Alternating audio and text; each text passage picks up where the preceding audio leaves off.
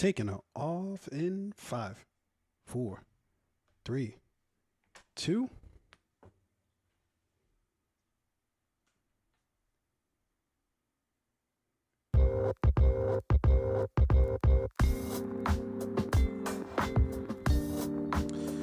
Yo, it's your boy, T.O. as you know. It's your boy O Rain, real name, no games, no gimmicks. Yo, it's the motherfucking Fate podcast, the one-stop shop for everything TV, media, and film related, along with any goddamn thing we want to talk about, coming to you live, direct, Proof of Concept Studios. What's good? It's going well. Great week so far. Great week? I've been watching a lot of TV recently. Mm-hmm. A lot of trash TV. Okay. And I've been loving it. What kind of trash TV? You know. Oh, God, is it going to be some UK Love Island? Jesus Christ. Have you started yet? Have you watched? UK Love Island? Yeah. Who said I was going to start that? Didn't we talked about it last week? Yeah, no, we talked that you watched it. I never said I was going to participate. Oh, I thought when we talked about it, didn't I say watch one episode or something like that, and then tell me if you like it? I don't know what the hell you said. I'm not watching it. Is what it is. You should. It's Absolutely not. It's interestingly addictive and entertaining in a good way. I challenge you to step out of your comfort zone. Hey, shout out to JP and Nadia. They get this reference. I don't believe it. How about this? A24 produced it. Now you'll watch it. Yeah, now you'll watch. Yes, you would. Yeah. Otherwise, there'd be some weird ass shit going on. There is. But anyway, how's your week going? My week's going pretty good. The week's going good, but the day is going. It's one of those weird ass days, dude. It's one of those weird ass days where you don't nothing's really wrong. Mm-hmm. It's just not going well. You know what I mean? Yeah. It's not like it's the end of the world or anything, but it's not going well. So that's what today is for me. I started out. I'm working on a project, and I wasn't able to. Usually, every day I wake up, or most days I wake up, and I spend a couple hours in the morning working on a project. And so I woke up this morning to work on it. Woke up late because I saw Green Knight. We're going to talk about that a little later. I watched it, but it was at 9:30 at night. Mm-hmm. So it was just like a late night, and then I had to flip it and get up dumb early. How early is early? Usually I wake up around 6:30. Okay, that's pretty early. Yeah, to start writing, but I didn't wake up until 8:30, 8:45, and so I was already kind of pissed and heated about that. And yeah. When you feel like you've lost time and you don't feel as productive, you know? Absolutely. So I sat down to try to to write a little bit, and it just wasn't, the ideas weren't hitting me as they usually readily do, and I'm stuck at this one point where it's just hard to progress past this one particular part that I'm working on. It's a hard part. Anyways, just not the best, Okay. But, it is what it is. According to our viewers, shout out to Rachel and anybody else who's watching. Our volume is a little low. Oh, let's turn that shit up. Yeah, well, that's what I'm trying to do. You guys let me know in the chat if that is per your what do you call it? Per your wish? Per your... Yeah, I don't know what you're trying to say. You're speaking a whole new language there. But yes. Dude, I know what you mean.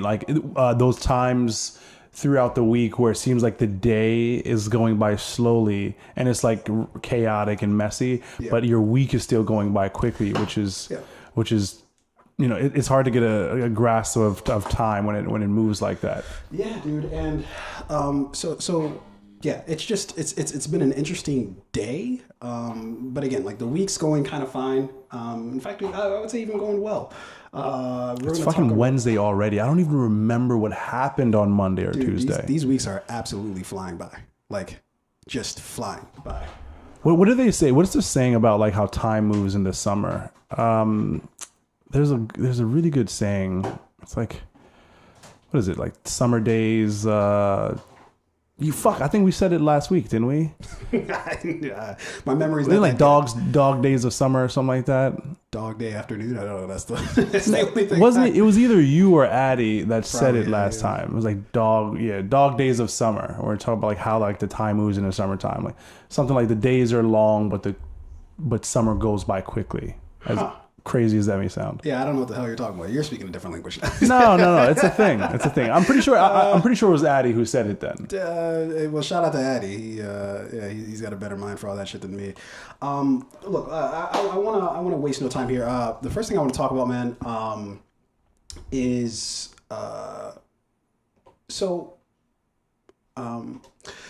we talk about this week, next week. So I wanted to kind of spend just a little bit of time talking about some stuff that I've got going on this week as far as like TV and film go. We're going to talk about The Green Knight here in a little bit. I'm very excited to talk about it. I don't know about you, but I'm very excited to get out some of my thoughts on the movie. But before we do, I wanted to chop it up about the other things that I'm watching this week. The main thing I've been watching this week is Westworld. So I never really got into Westworld. I watched like the first 2 episodes, I think, and I was like, this shit is stupid. I'm not watching it. And then I just promptly stopped watching it. But I've been kind of like, when I work now, I have some time to just throw something on in the background and kind of have it playing as I'm like doing other shit. So as I'm looking through the shows of like my catalog, everybody's got their list of shows they've been trying to get to. Yeah. Westworld was always kind of at the top of that list of like, all right, everybody keeps talking about it, and I just got to check it out.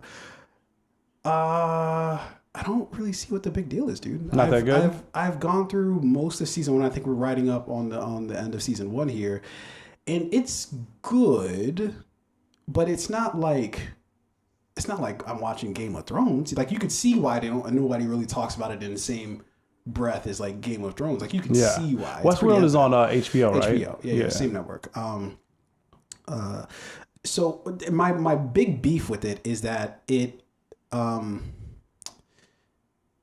all of the surprises, it's got like those M. Night Shyamalan type of like surprises where it's like, oh, this thing's revealed that you thought was one thing at the beginning, but now it's completely different.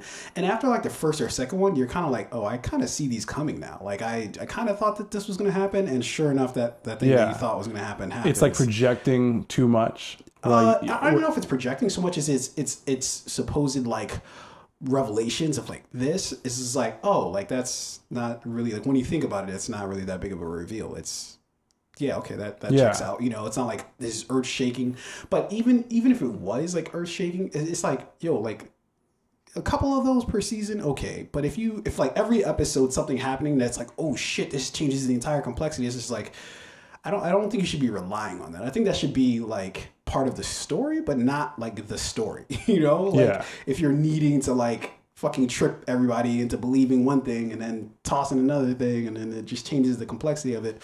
It's like, I don't know if that's the way to do business. I don't know if that's good long term. That's good for maybe like if you're running low on some storylines and you're like, I gotta figure this out real quick this week, then all right, throw a little monkey wrench in there. How many seasons is Westworld?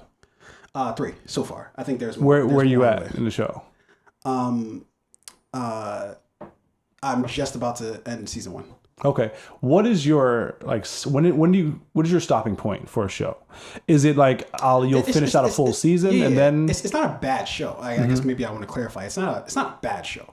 It's just I think there's a reason why it's not talked about in the same light as all the other great shows, right? Is because I feel like it wants to be a great show, but it's just it's not quite there, It's like, you think you're doing a good job at work, but then like your review comes in, you're like, oh, okay, well, apparently not. Apparently I was not doing that great, but you feel like you are in real time. And I believe it's M. Night Shyamalan for those watching, Rachel. Not Shamalama Lama Lama, whatever you say there. But and speaking of M. Night Shyamalan, I actually wanted to watch Old because I want to see what the twist is, because I know it's gonna be something stupid. So here is what I did this weekend. Uh-oh. I went to a doubleheader. Matinee? I saw both The Green Knight. COVID was like, oh my dog. No, listen, we vaccinated. I made sure. Delta don't care. Delta, no, listen. Delta's like vaccine. I had the motherfucking sensor that like remember they used to wear in the early days of Dragon Ball Z. Yeah, I could tell. Scouter. Yeah, I was reading people's body temperatures. The vaccine was like treated you like what's his name? Who's my dude? Drake. Soldier Boy. Like vaccine. But no, like luckily. Well, I mean, who knows, right? Maybe somebody in there had it, but luckily, like the 2 showings that I went to were not packed at all. I think, there are people who like sat next to us, but like not. It just wasn't full. There was lots of space for everybody. I think they changed up the seating arrangements in the theater, so I felt really comfortable going. Yeah. But I saw The Green Knight and I also saw Old. What'd you think of Old? Oh, I almost want you to ruin it for me, but I kind of don't. Is it worth it? Probably not. It is. Yeah. No, it's definitely worth it. Definitely worth it. It's good. I'm glad I saw it. And I think you're just saying that because I'm very pessimistic about it. So you're just saying, no. There's nothing I didn't like about the movie. The only thing I will say though, it's that it's a terrible movie. that there's no like thrill or excitement factor. There was no point in the movie where I was like, excited, or there was like, oh shit, I don't know what's gonna happen next. There's no like, those like high adrenaline pumping moments. Really? It's really just like, I would say it's flat all the way through, but it's consistently good all the way through from beginning to end. Huh, that's an interesting take. Yeah. Okay. Yeah, but anyways, I just want to get that off my chest about Westworld. It's kind of just mediocre. Okay. But like high-end mediocre, I guess, based off of the production value and everybody that they've got involved with it, all the actors. Stellar cast, but it's kind of just okay as far as like the story goes. But in any event. I've never met anyone who, like, if ever they were putting together a top 5 list of their favorite shows or a show that they were watching, had Westworld on there. That's very true. Yeah, it's always kind of just middle of the pack. Unless that person is like one of the creators of the show, and you just so happen to be talking to them at like a coffee shop, and they happen to bring it up randomly, like, what are your top 5 favorite shows, just to see if you put Westworld in there. A fucking bracket that they can. Well, I mean, what's on there? Like, and they go first. They're like, well, number 1 for me is Westworld. You. All right, moving on to some other shit that's popping off this week. Look, there's people who get into the drug game. And they're just all about flipping shit, right? How can I make this 20 into 40? How can I make that 40 into 80? So on and so forth, right?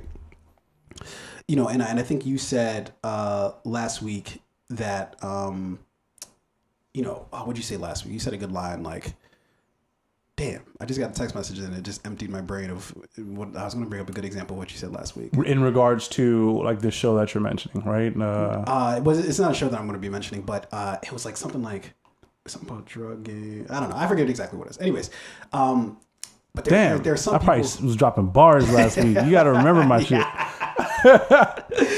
Or it was that week that I just forgot immediately. But there's some professions that you get into and you need to know, or was it you that, and this is what I was going to say, and I can't actually remember if it was you or not last week, but either I read something or maybe you said something about like, there's like a lot of the drug dealers are, they're considered great businessmen in terms of like what they understand about business, and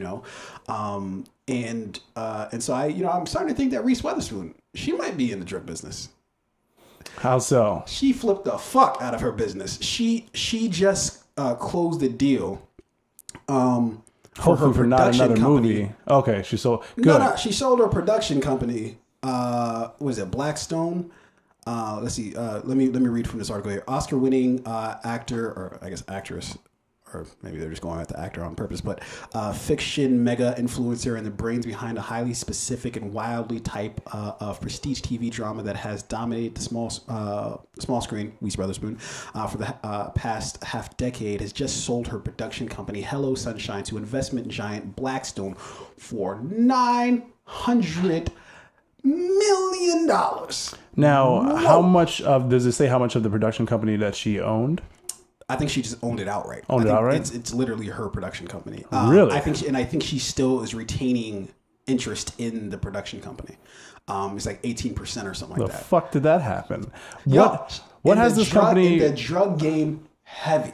What has this company? So that's the equivalent of like selling your like pipeline, right? You like just sold it all. A ton, like, or you're like your or you're like a logistics network, right? Yeah. Of like, hey, like this is how we get these 500 kilos a day into Florida or Texas. Yeah, I think she called Ghost. She was like, Ghost, what's the moves? Yeah. She's like, how do I move this package? let me be your new connect. Lobos is dead.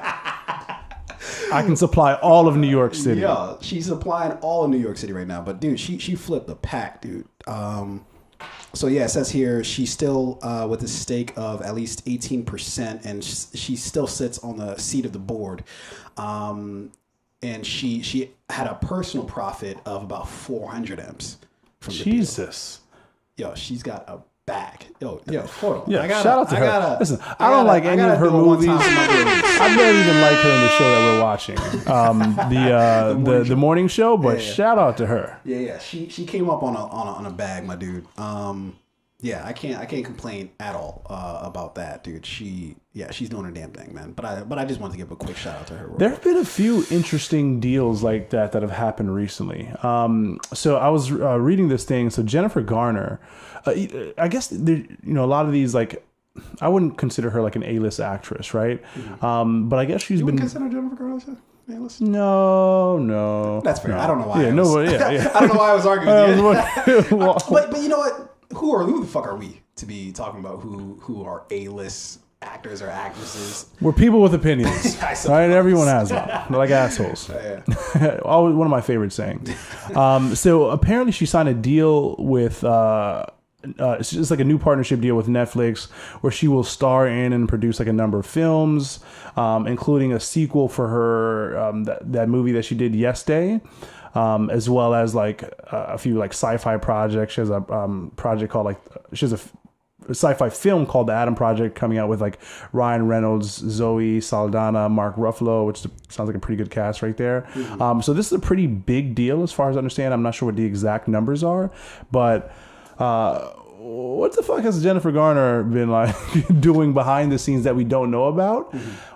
To where she's like making these like multi-year, multi-million-dollar deals with Netflix. Shout out to her, happy for her. But like we just don't see them on the screen, right? So as an actor and actress, if we don't see you on the screen, it's easy to think that you're not doing things. But Reese Witherspoon, Jennifer Garner, apparently they're still making a lot of heavy moves behind the scenes. But that, I mean, it's, I think a lot of people are making moves behind the scenes, like almost every like mainstream like actor or actress, they have like a production company because the jig's up for all these like running out and just begging everybody, can I be in your movie? Please let me be in your movie. It's like, man, fuck that. I'll make my own shit. How about that, man? We can get it coming and going. Not only am I going to get paid as actor or actress, but I'm going to receive certain profits on the back end because whether I'm directing or I'm producing or whatever the case is, you're getting it coming and going. Who can blame them for that? So. Now I'm just waiting for Lindsay Lohan to like partner with like Hulu for like $11 billion to create content, do 12 more movies about whatever. That pretty immediately. I'm acting as if I fucking know Lindsay Lohan. I don't know. She could be smart as fuck for all I know. See, like again, and these are the things where like we don't see the actors or actresses on the screen, so it just kind of seems like they're not doing anything. But she might be the next Marvel villain. I don't think that's going to happen. Or DC villain, not Marvel. It wouldn't be Marvel. Either way, I don't. She might be the next DC. She might be in Suicide Squad. Yeah, either way, I don't think that's gonna work. All right, so let's run through this real quick for the films that are coming out this week and next week, dude. I'm looking forward to Suicide Squad. Heard great things about it. I don't know about the theater because it's definitely coming out on HBO Max, so I might have to just sit this one out. Yeah, if it's coming out on HBO Max, as much as I'd love to see a movie like this in theaters. We'll talk about this at the end of Green Knight, but I'm curious because this is the first movie that I sat at. Although I guess you went for the money shot with two back to yeah, I figured I'm already there. I'm already exposed to the Delta variant. So it's like I might as well stay a while. More. Yeah, fair enough. We got Suicide Squad coming out this week. Very excited for that. Free Guy next week, which I've heard good things about as well as Respect, the Aretha Franklin biopic. What do we land on for that again? Biopic. That's how biopic sounds weird. But that's literally what it is. Biography picture, right? Isn't it? Yeah, but lasagna also has a G in it. We don't say that. We don't pronounce the G, right? Okay. Biopic. Anyways, so yeah, that's what we got going on this week and for next week. Let's just jump into this shit, man. I really want to get into this Green Knight conversation. Whoops, that is not the Green Knight there. We don't need a lower third for that. But let's get into it, man. We watched The Green Knight, which was directed, of course, by David Lowery, written by Lowery as well, unless I'm mistaken. Maybe I am mistaken. Was it Lowery? Yeah, David. He wrote it as well, starring Dave. Dave. I've been watching like random things about the movie, and everybody calls him Dave Patel. It's Dev. Yeah, I say Dev. It's not. I don't think it's that hard, unless I'm mistaken. Hey, sorry, Dave, if I'm getting that wrong, but I'm pretty sure it's Dev. It's yeah, I mean DEV. Yeah, it's pretty simplistic. But I mean, and people have their names pronounced different ways. Like and I'm not a stranger to that fact. But anyways, starring Dev Patel, Alicia Vikander, Joe Edgerton. That's a hard name to pronounce. I'm not gonna lie, Edgerton, because it's like you just want to say Edgerton, but it's Edgerton. Is how that's also how it's spelled. No, it's pretty that and Dev pretty straightforward. Along with Sean Harris, man. It's a great cast in the film, dude. What you think? What did you think about the movie, man? Talk to me. Ah, man, I know you got. I was not as pleased as I thought I would be. The trailer really, for me, kind of like set this movie up. The trailer was stunning. It was kind of both like the mythical shit with some action, with obviously this like medieval setting, a great cast. Everything about the trailer for me made me feel like this movie was going to be as excited as the trailer made me. I felt like the movie is going to like over deliver on that, right? Unfortunately, I think the trailer was more exciting than the movie itself. Throughout the course of this movie, there were a lot of moments that to me just felt kind of like flat, like a lot of those really like dark, somber moments, those long conversations, those like anticlimactic moments throughout the film. Obviously a long Sir Gawain's journey that I feel like rarely was there a moment in this film where like I found that like spark, like, oh wow, like this is exciting. Like I'm leaning forward in my seat. Like what's gonna happen next? Yeah. It wasn't bad. This movie just didn't like, bring me to life. Yeah. So for everybody who's wondering out there, bless your heart if you haven't watched the movie. Spoiler alert. We are definitely going to talk about a lot of spoiler heavy things with the film. For those who aren't initiated, the movie is based off of basically like a 14th century this sort of like poem called Sir Gawain, and it's apparently it's not Gawain because that's how it was pronounced in the movie, but it's Gawain, I believe. I said Gawain. Yeah, in the movie is how they pronounce it, but every time there's people who like noticeably like go out of their way to be like, they pronounce it Gawain in the movie, but I want to pronounce it Gawain. Fuck those people, yeah. But Sir Gawain and the Green Knight.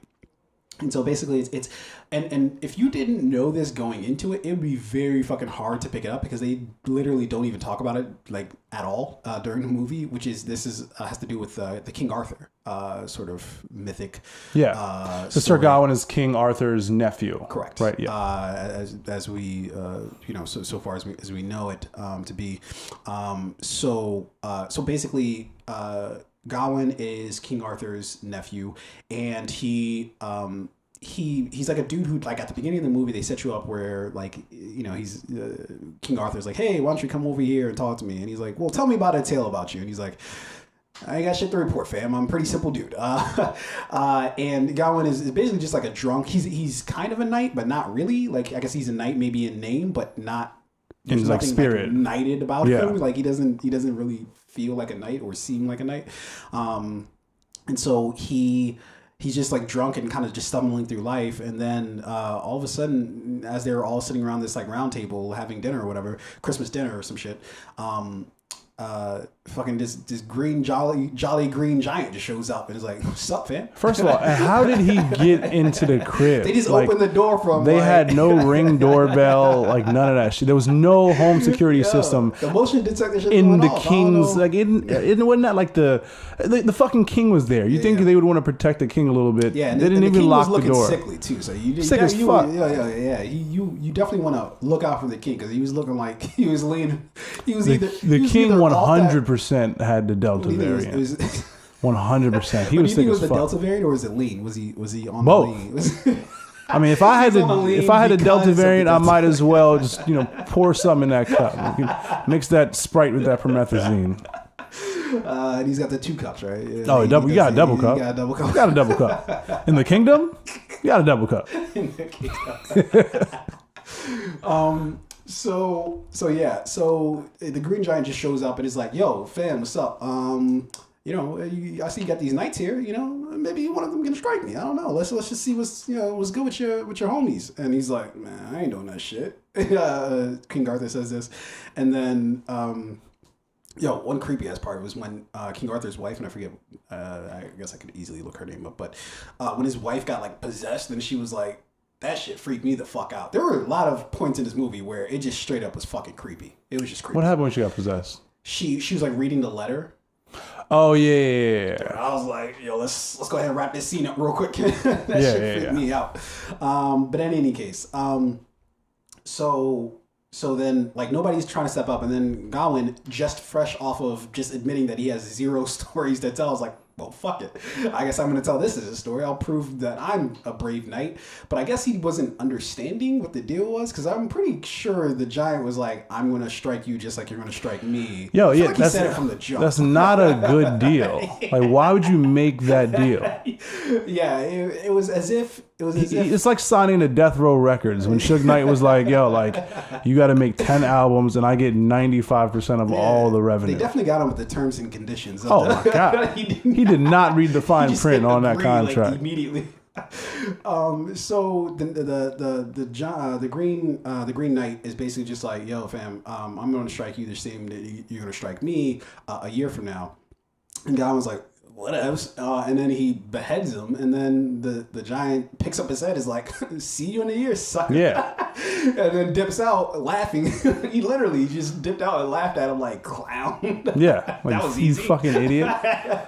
I've been alive 800 years. What's waiting another one to kill you? And so his so really what I think happened is that Gawain's mother, so King Arthur's sister, what was her name? It was fuck. I don't know. They just got it listed as mother. It's mother. This is played by the actress Sarita Chaudhary. Yeah, but I think she actually has like a specific name that I was reading about. But in any event, she's actually a witch, and she I guess conjured the Green Knight.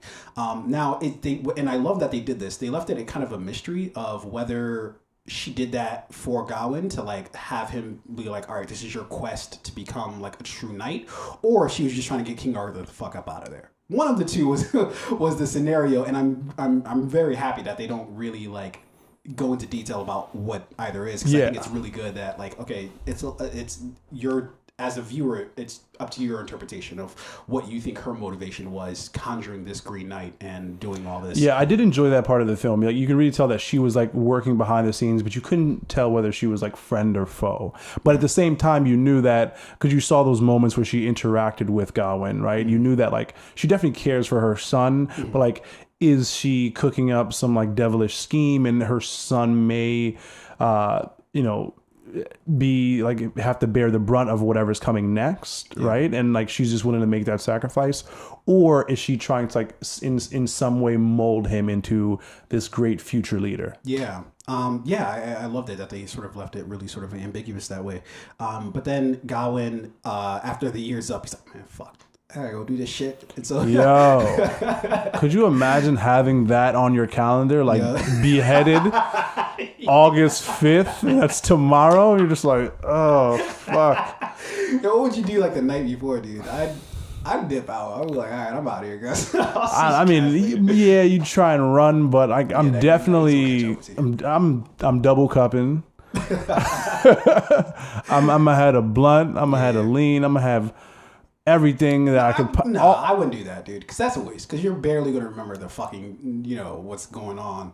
Better than remembering like that tomorrow's it. That yeah, tomorrow I get beheaded. Nah, I just want to spend the night with like friends, family.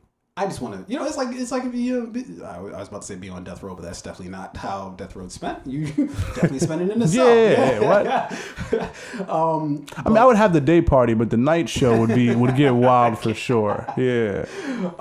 But so anyways, to make a long story, I guess, short. So Gawain, he goes on this journey.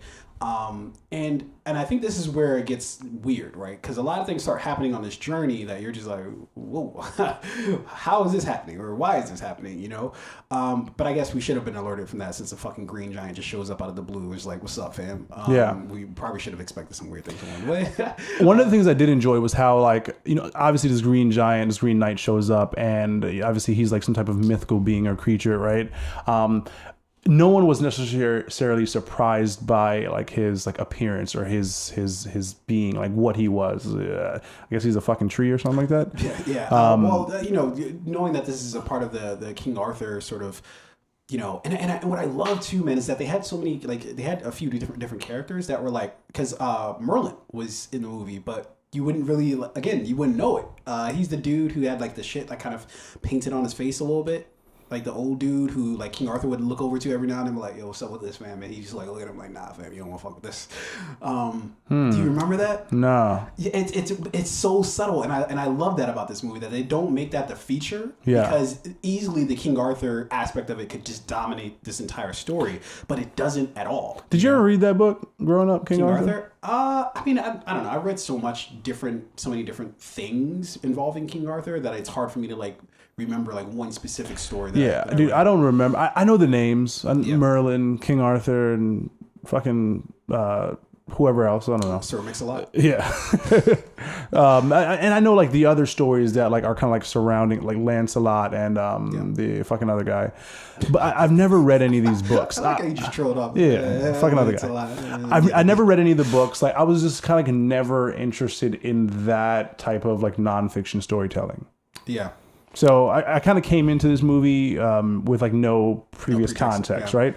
So I did like how like as a part of this film though, like the Green Giant was just like, he wasn't like, no one was, oh my God, who is this, this guy? People were just like, this is a part of the world that we live in, and like, we're just going to tell this story. That's good world building. Because then you set the expectation for the audience, like, oh, this is normalized in this world. Yeah. So then I stopped asking questions about like, who the fuck is this guy? Because obviously they know him. So I'm like, okay, cool. Exactly. So when you see some fucking giants walking around, you're not like, fam? Yo, those I forgot about those giants. That was a fun part of this. We're going to get there in a sec. So he goes on this journey, and this is where I think, I didn't understand what was happening as it was happening, but you still sort of get the, like, this is why I love the movie. It's really because of after he left and his journey begins, essentially. I didn't understand everything that was going on, but by the end of the movie, you get the flavor of it. You don't really understand like the details of it, but you still get the emotion of it. You get the idea of it, of what's going on. And so I think David Lowery was he was fantastic in a way to communicate to the audience a message without just beating them repeatedly over the head with it. It was super subtle, right? And by the end of the movie, you generally get sort of like what he's going for, even if it wasn't spelled out for you, which is like, that's a super great balance. So I sympathize with everything that you said of like, it's a long movie, and there are long stretches where it's just like, yo, fam, can somebody just slap somebody? Like, let's just let's just shake things up real quick. Like, tell a joke. Someone needs to get shot right now. Something needs to be set on fire. Like, give me 5 seconds of excitement, then we can go back to this like dark, somber note. So that's actually one thing I do want to add. They added in some subtle comedy to it that I thought was actually pretty key. Like, so when he first goes off, first he runs into like the fucking teens who just fucking straight up rob him.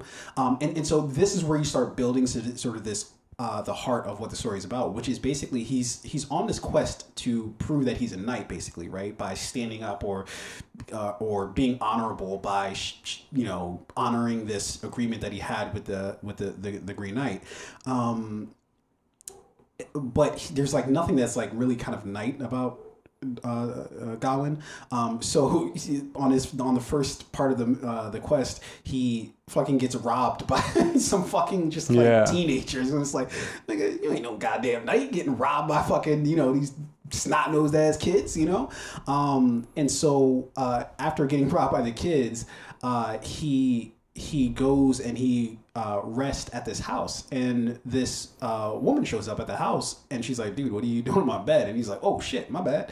So he dips out, but she's like, all right, I think it was like some sort of agreement where she's like, you can stay or whatever, but I just need you to get my head, which is at the bottom of this lake. Now, first of all, I don't know if I would take that. I feel like I just leave, I feel like I would, and it's dark outside. Another bad deal I wouldn't have made. Yeah. He's just really into making terrible deals, Fucking Lake Placid, and it's at the bottom now. He must have worked for Enron at some point in time. So Gawain goes and gets the head, but he says to her, he's like, I'll get the head, but can I get some head afterward? She's like a ghost. It's like, that'd be strange. I don't care. A mouth is a mouth. It's not a mouth. It's the idea. But he makes the deal with her like, okay, but only if he asks her, what am I going to get in return? Now, there's nothing that's like knight about that. And so I was like looking it up, and it was basically just like there's like these tenets of the things you have to do to become a knight, like the attributes that you have to have, right? Let me see if I can pull that up real quick. But basically, along the way, he just displays how he just doesn't have any of these attributes at all. Yeah. So on each one of the places that he goes, it's a display of how he's not like honorable, or doesn't do the honorable thing, in any of the situations. Like, so for instance, where the kid just wants the teenager, he tells him where the chapel is, where the Green Knight is, and Gawain's just like, well, thanks. Yeah. And he dips out. He's like, bitch, like, can you just give me some goddamn coins? Like, I just saved you like 2 days ride. Yeah, and you're not trying to break me off here? And then Gawain just like reluctantly tosses a coin, and I'm like, here, fucking bottom feeder. Yeah. So he doesn't display all those things like bravery and kindness and confidence and all the things that like the character traits that a knight should have, right? Yeah. You trying to find the list? Yeah, I am. Here we go. So anyways, so along the way, he doesn't display this, right? Which again, I love it because it's so subtle. And was that the first job interview? Like becoming a knight? Oh, like his, like, yeah. Could you imagine that going out for a job and you're like, all right, well, you gotta go get beheaded by this. Yeah, then people were like, you know what? I'm just gonna start to write this stuff down. Give me that feather pen and a scroll. It's like, I think I'm better at making swords than I am, using and that's how the first resume was created. I'm just gonna write down, I'm brave, I'm selfless. You can contact my former employer to validate. Really, like, I would go to the bottom of the lake to get the head. Really, it's just like your number, though. That you gave to. I graduated from college. So anyway, so as he's going on this journey, he after he dips out from the lake, somehow he gets this fox. What I think happened, and this is just my opinion, I think the lady of the house, she turns into the fox, or she somehow, because the fox just pops out of nowhere at that point, and I feel like it has something to do with her. And she had red hair. The fox had pretty prominent red hair. I feel like that's pretty normal for a fox, right? Red hair is like normal for a fox. Right? That's a normal trait, right? But anyways, and so he dips out. Now he eats these shrooms, right? He's getting a little into the psychedelics, and he throws them up. But one would assume, and he like at that point he like sees his hand turn into a fucking like tree or whatever. So clearly he's hallucinating. And then at that point is when we see the giants. This is probably one of my deepest fears, is seeing something as big as that, but like not like, and what I loved about it was so creepy but awesome, but still super fucking creepy at the same time. Here's these giants that you don't know where they're coming from, where they're going to, but they're just big as fuck. But they're not like dangerous, which somehow like adds to the creepy. Like, what do you guys are just roaming around? I don't have to run from you or anything. It just, I don't know whether you're friend or foe. You're just cruising through. It was just so I really did enjoy that part of the movie. Like visually, it looked great. I like how initially, you'd think I should be afraid of these giants, but they actually turned out to be really friendly. I wonder where they were going though, because they were definitely. I think somebody had the somebody had the chronic. Somebody had the fucking the DJ fucking bees going. Yeah, they were going to some day party, and I would have probably went that route. Like fuck this beheading shit. I'm gonna hit this day party. Yeah, see what they doing around there. But then they just dipped out. Even Gawain didn't he like somewhat travel like with them, like they were heading in a certain direction. No. So he tried to he like yelled at them to be like, hey, take me with you or some shit. And then they were about to dip out, or they were about to, I think, let him rock with them. But then like the fox was like, get the fuck out of here, and just like barked at him, and they just like, all right, yeah, it's all right. Look, I'm high right now. I don't know what's going on. You got a weird ass fox with you just barking at me. I'm out of here. So they dipped out. So then that's when he shows up to this like Lord's house, right? And the Lord is played by Joel Edgerton. And this was like probably think the to me the slowest part of the movie, but probably the most telling part of the movie. Because the first of all, the Lord was just talk about hospitable. He was just, hey, what's mine is yours, what's yours is mine. Like, let's just share everything. And it's like, bitch, like I don't know you, like we ain't kin, Yeah. But he's like super hospitable, and he has the lady of the house, which is actually so Gawain had he had like a mistress that he was seeing back home, right? Who's played by Alicia Vikander. Yep, Essel, played by Alicia Vikander. And so, but this lady of the house, spitting image of Essel, this lady of the house who's with Joel Edgerton, and so I don't know exactly what they were trying to say with that, of just like maybe she was like the manifestation of like, and one could say that his entire journey, maybe he was just tripping out on fucking shrooms the entire time, and this whole thing is just in his head, maybe it was just all just make believe. That's not necessarily the route that I would go, but I did find it curious that she looked just like his lady back home. Yeah. And then things get a little weird because there's a lady who's just in a blindfold there the entire time who doesn't say shit, and nobody even like mentions her. Yeah. And she's wearing a blindfold, like his mother was wearing a blindfold when she summoned the Green Knight.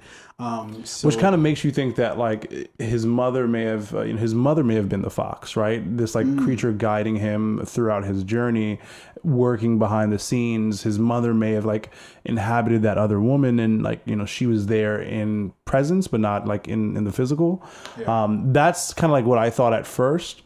Or that lady, man, I don't know, maybe she's just blind, or that was just like, the fashion back then. Like, I'm gonna fuck with this blindfold shit.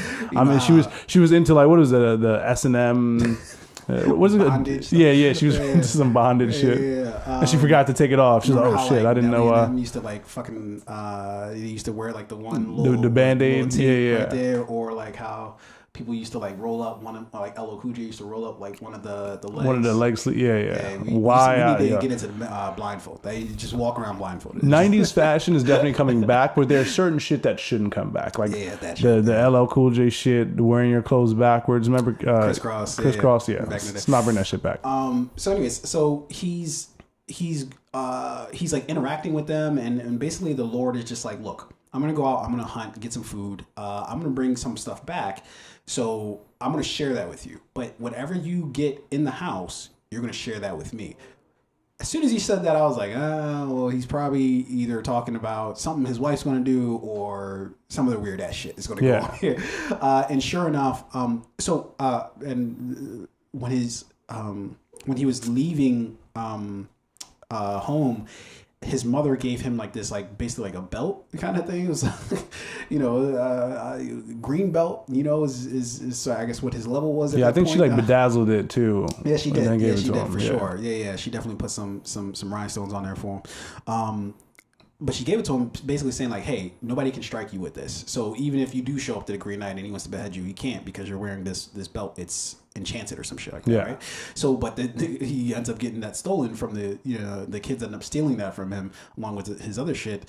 So he's lost it. But then the lady of the house, she has a green belt because apparently she's a witch too. I don't know how that works, but okay. Amazon next day delivery on horseback.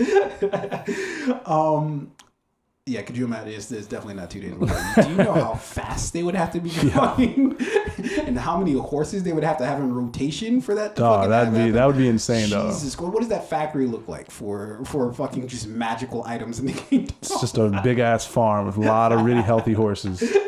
Merlin's like, you motherfuckers, I'm not doing this shit anymore. All right, I've already enchanted my 8,000 fucking belt today. I'm not doing this shit anymore. Ain't paying me enough. Those Amazon orders back then must have been like just insanely simple. Just like, two glasses of milk, some ibuprofen. Like that's it. I don't even think you get did they have milk back in the day? I don't know. I mean, if you were a farmer and you raised like fruits and vegetables, you probably want to order some milk from the farmer. How would you order? Like, what are you going to order on? A fucking raven. The raven goes and puts in the order. And then in 2 days ride, your milk shows wrong. up. Like, bitch, I said strawberries. I didn't ask for like sheep milk. I asked for cow milk. I asked for the fucking the oat milk. No returns. They did not have returns back then. Nah, the return policy was definitely trash back in the day. So anyways, probably the weirdest scene of the movie, I don't know if he was jerking himself off or if she was jerking him off or what happened, but somehow he nutted on his own hand and she just, damn, the most disrespect you could ever give anybody after they nutted, you're no knight. Nah. That hurt my soul. Like, Jesus. I just had this very intimate experience with you, and your first thing you said you're no knight. Yeah. Jesus Christ, could you imagine? Man, listen, Sir Drake once said, I don't care if she's won a Grammy, I'll treat her like a nominee.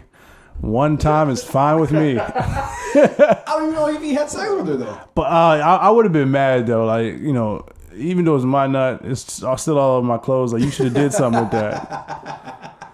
Why is it on me? Well, yeah, that's why I think he was like jerking himself off. But yeah, that was probably the weirdest scene of an already weird movie. I will say, that was the one scene that when I was in the theaters, everybody was just kind of like, "Oh, interesting. Oh, okay, kids, come here." Yeah.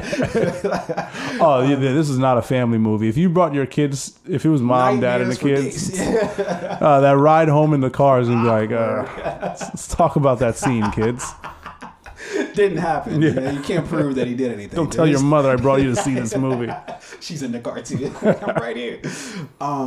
But that was a weird scene in the movie. But she gives him back the belt because I guess he's still feeling like he needs a belt at that point, because he doesn't really know if he wants to go through with this whole beheading situation.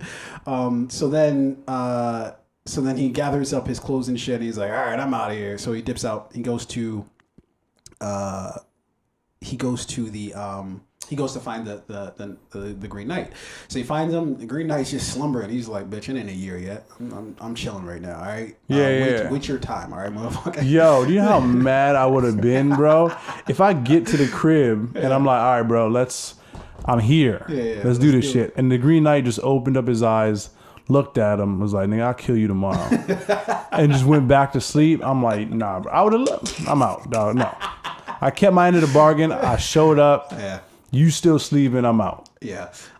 So he goes. So the Green Knight is like sleeping, but then he wakes up presumably on Christmas Day, and I still yet to exactly understand like what the relevance of like Christmas or Christ or anything like that had to do. Like I still don't know exactly what that meant Yeah, like it wasn't like he was like, "Oh, bring me a gift on Christmas Day" or anything like I'm gonna that. kill you on Christmas Day. But then too, like I think I want to say the movie started with some mention of Christ. It's like Christ is born or something like that.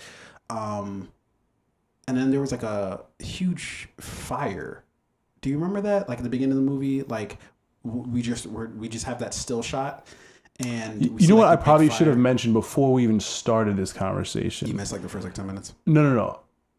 I was high when I saw this movie. Oh, Jesus Christ. That's a weird experience. Yeah, that was so trippy. It was interesting, yeah. But I think I was like towards like the back end of it. So I mean, I do have good memory of this of the movie. Yeah, I'd have been freaked out. This movie's not one that I wouldn't like to have been high with. I'd be like, what is happening? So like, but you are mentioning small details, and I'm like, yeah, I don't know if I remember that. Anyways, so the Green Knight, he's about to like behead him, and then he like flinches a couple times, and he's like, man, all right, fuck this shit. And then Gawain just dips out. And then there's like this sort of like montage of Gawain's life. Of he goes back and he becomes the king, because King Arthur is basically already dead. He's just like a living corpse, I guess, at that point in time. So he becomes king. But then he has a kid with Essel, but she's, I guess, a peasant. Maybe, I guess is. I think she was working at the brothel, so I think she was. Oh, she's working at the brothel. Yeah, it's community. Yeah. He said what? It's a community. Yeah. Listen, I don't want to get canceled, so I'm not going to explain that joke. So yes, he weds her. And I think they have like a couple kids, right? They have one kid, a son, and then he promptly sees that son die. Yeah, his son goes off to war or something like that, and then he dies in war. And then he has another daughter with, I guess he scoots Essel aside, who's like queen from wherever the fuck. Come on in. And honestly, that's how they used to do it back in the day, right? Like you see somebody else with another kingdom and you pair the two kingdoms together. Game of Thrones taught us about this. You know? Yeah. We know how the houses work. Miss those days. Yeah. You got shit? I got shit.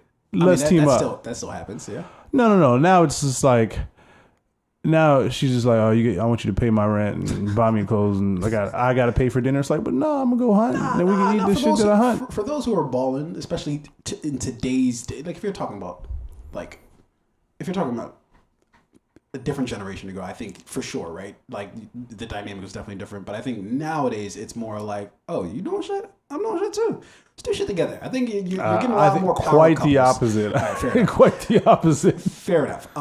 So anyways, so he goes through this. We go through this whole montage, and he sees that his life, at the end of it, everybody basically ends up leaving him, and his kingdom ends up getting toppled, right? Yeah. And so he takes off this belt or this sash or whatever. And then as soon as he does, his head rolls off. And then we revert right back to the scene where he's with the Green Knight about to be beheaded. And he's like, you know what? Why don't you go for it? Go ahead and behead me. Yeah. And then he takes the sash off. And then the Green Knight's like, kind of like, and I love the way that they left it really ambiguous, where he's just like, now it's time for you to be beheaded or be beheaded or something to that effect. And then credits. Dude, I love this movie. I thought it was dope. I think it's a slow burn. But I enjoyed the message. Like to me, it delivered on, and it did. And then the movie doesn't really promise you anything. It never really promises you, yes, it's going to be like a action where you're going to have fucking night battles and all this other shit. It kind of lets you know what it's going to be from the beginning. That it's just going to be this contemplative movie that isn't too high on action, but is high on provoking thought, Yeah. And with the way that it ended, I thought it was a very fitting and I felt satisfied by the end of it. Like, oh shit, like I feel like I got something out of that versus like, oh, okay, that was just a bunch of people killing each other, So I'll say that too. I mean, at the end of this movie, I wasn't, upset by it. I wasn't displeased. I didn't feel I was robbed. I didn't feel bamboozled or lied to or any of those things, right? I felt like this movie told a complete story. Yeah. It was just like a long story with, in my opinion, very few moments that were like really pleasurable, like that I really enjoyed. Him nutting too soon. I mean, we've all been there, right? Well, I honestly don't know if the problem was that he nutted too soon. I think he just the fact that he nutted at all was the issue there. That was, you got it on your clothes. Look, here's this. You gotta wear that because there was no there was no zip clean, zip dry cleaners back then. Yeah, there was no like fucking fast 5-minute wash. That shit. You're gonna have where they look at it and they're like, what is this, sir? It's like, please, can you just have this done by 4 o'clock today? Don't worry. Like you just looked at them shamefully. Yeah, just you know what that is. I know. But like again, so there are a few of those like really high moments, and like I think what I really wanted to see most from this movie is like more of the Green Knight. Like I want to know like that story. No, on the contrary, I think the more you get exposed to the Green Knight, the less. And what I loved about it, they never really tried to hide the Green Knight. It wasn't like, oh my god, this monster you gotta hide, and like then we'd only see it in like the last like 2 minutes of the film. Yeah, it was like he just showed up from the start in full Green Knight. Yeah, everything and. But he wasn't in the movie like a lot, which I enjoyed because it then left it like there was still a lot of air of mystery there. Like when he spoke, when he moved, like you just oh shit, like it felt like everything was shaking. Like when he would just even take a step, you know, and then he would speak with his deep voice, you know. I thought I don't know. I guess I'm just a fan of the film overall, but I loved all the little accents that they did, the care that they took what the film was. There was definitely a lot of like thoughtfulness and consideration put into this film. I just wish it was more exciting to watch. Yeah. I do love the message at the end, right? Basically, he had a choice at the end. Does he run from this deal that he made? Does he run from like keeping his word and being an honorable man and go live this life? Being a true knight, even if it would have meant for like only for a moment, you know? Yeah. And then that's one of the things, right? To be courteous or to be honorable or to be unselfish, you know, are all sort of like the tenets of being a knight, and he didn't really display it. And what I loved about it is he doesn't display it in like really subtle ways. It's not even like super obvious. Oh, he's just a dick. He's actually an okay dude, you know. He wasn't like the worst, you know. He wasn't like fucking Ramsay off of Game of Thrones or some shit where he's just like killing everything that moves or something weird, you know. But he was just like not really doing much. Yeah, he was a regular guy, but he was born to a family into which he had to be this thing that he didn't even really want to be. Or he didn't really even have to be because he was born into it, right? Yeah. I heard somebody make this joke that he basically was just like, he was one of those people who get like fucking, whose family's like wealthy or some shit. And then he's just like kind of grandfathered into everything. He's like, bitch, you didn't earn a goddamn thing. Yeah. He's just like the boss's son who shows up and is just like, what's up, guys? And you're like, man, fuck you. Like, he's like the Manning's family, right? There's Peyton and there's Eli, these like high achieving, very well known, like Super Bowl winning quarterbacks. But they also have an older brother who's kind of like, I'm not really, isn't it Archie? No, Archie's the father. Yeah, okay. I forget the older brother's name. Now, granted, he did play football, and apparently he was really, really good. And he had an injury, and then he was like, you know what, like this football shit's not for me. I'm going to go to finance. Yeah. Like, so that's kind of what he was going to do. Like, I understand King Arthur's my uncle, and like, but I'm just going to go. I'm gonna be at the brothel. Yeah, that's where I'm gonna be at. Yeah. But anyway, like, so overall, I did think this movie was really good. I didn't enjoy it. I think it told a complete story. I'm glad that I saw it. I wish there were certain things that I had more of, like the more Green Knight stuff. I wish that I do feel like the end of the movie could have been in the beginning, and the beginning could have been in the end. I think it might have been really interesting to have seen like a flip there, where like. The movie starts out with the question of like, am I going to behead you or am I not going to behead you, right? Or like maybe we see him get beheaded at the movie and then we get told like everything that led up to that. But I think it was, and again, maybe I'm just being a stan of the film, but I feel like it was always the question of what's going to happen, because he's literally going on a quest to get beheaded, so I feel like it's always a presence, and he's always carrying around that axe, right, which is just like a constant reminder of like, shit, he's going to use that same axe to fucking take your head off. So I think it was just like subtle thing that wasn't like every moment was like, oh, you're about to be beheaded, but it was always like present, this idea that, oh yeah, you're on your way to, no matter what happens to you on this fucking journey, you're like saving your own neck just to be beheaded, Yeah.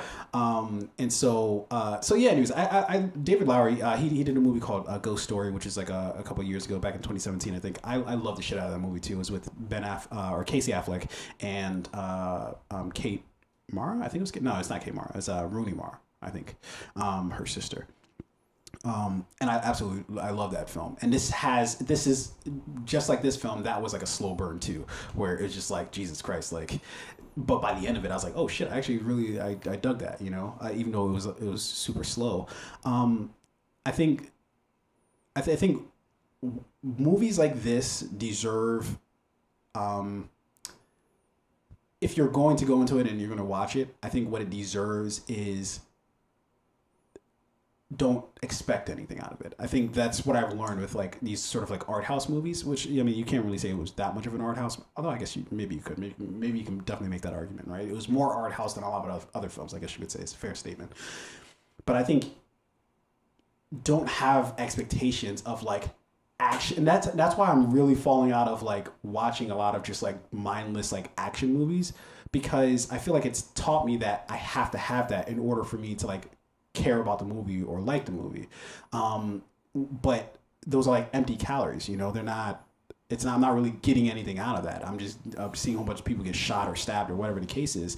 But these type of movies make me feel like I can watch this a couple times and maybe get a couple different things out of it, versus I just watch it the one time, I just know what the fuck it is. Yeah, trust me, I'm not going to be watching this movie a second time. I know that for sure. I think there are a lot of things in here that I didn't necessarily pick up on. Sure, like again, for me, like these slow burn type of films, right? Usually what happens is like it's slow burn, and then there's like 5-10 minutes of the movie that like make the movie as amazing as it what it is. Like we think about like Roma, right? Really slow burn, but those last few moments of the movie is just really, really exciting and exhilarating. For me, I didn't get that here. I do again think it was a great movie. They told a great story. Like you would definitely watch like a John Wick again before you would watch this movie again, right?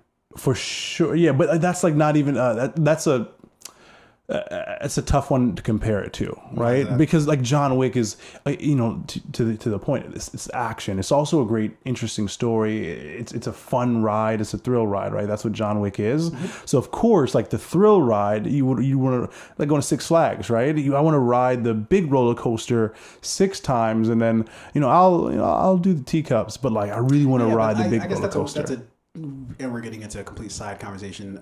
Green Knight, I thought it was a dope movie. We can put a rest of that, but maybe we can cut something from the card in order to have this conversation, because I think it's a really interesting conversation. To just because I'm a fan of these, because I grew up on the John Wick style of movies, right? Arnold, Steven Seagal, Jean-Claude Van Damme. Even Sylvester Stallone. I grew up on all that shit as a kid in the 90s. But I think as I've gotten older, like, and I'll give you a perfect example, is the movie Rocky, right? The first Rocky used to be like, I used to hate the first Rocky. I'm like, just give me Rocky 4. I don't even need the first 3 movies. Just give me number 4 and we're good to go. But going back as an adult and watching the first Rocky, when I'm starting to, not that I appreciate Rocky 4 any less, I think I'm just appreciating the first Rocky so much more, because it's such an interesting movie when you actually take the time to like parse out like what they're actually trying to say. Like I'm really getting into this idea of actually analyze like the thing that I'm watching. And I think that the problem with watching like these like John Wick style movies, it's not like the snooty thing where it's just like, ugh, these other movies are like beneath me. I'll always fucking watch the mindless action movies, but I think I enjoy them less and less, because it's like there's not much. They're not trying to say too much with that, right? The hero saves the day. That's basically and where it comes down to with that. And I think for someone like me, I would say like I generally have like a wide taste in both like music and films. I can watch Roma and then go watch Transformers, and like I could still enjoy them both and not like try and pit one against the other. But I'm purposely pitting one against the other, because it was something that you said, like of the reason why you felt like this is such a slow burn and you wanted something to happen. I feel like those type of movies, like the John Wicks of the world, they kind of in some ways like teach you to expect like, an explosion, if you don't get an explosion every like 2 or 3 minutes, then you're just like, I'm bored. Yeah, well, like what I meant by that, just like I guess go a little bit deeper, right? Is like throughout this movie, I was like waiting for not necessarily like an explosion or a fight or action, but like I was waiting to like either learn something or like feel something. Like give me that moment. I want those like moments in the film where like either I'm fearful for the character, I'm worried about the character, like what's going to happen next to this character, like where's this story going to go, like those moments of excitement throughout this person's life and journey of like, you know, make me excited, make me like come alive, make me feel something. And like this movie didn't give me much of that. Not in the way that like a John Wick movie might, you know, make me feel excited whenever there's gunfire and blah, blah, blah.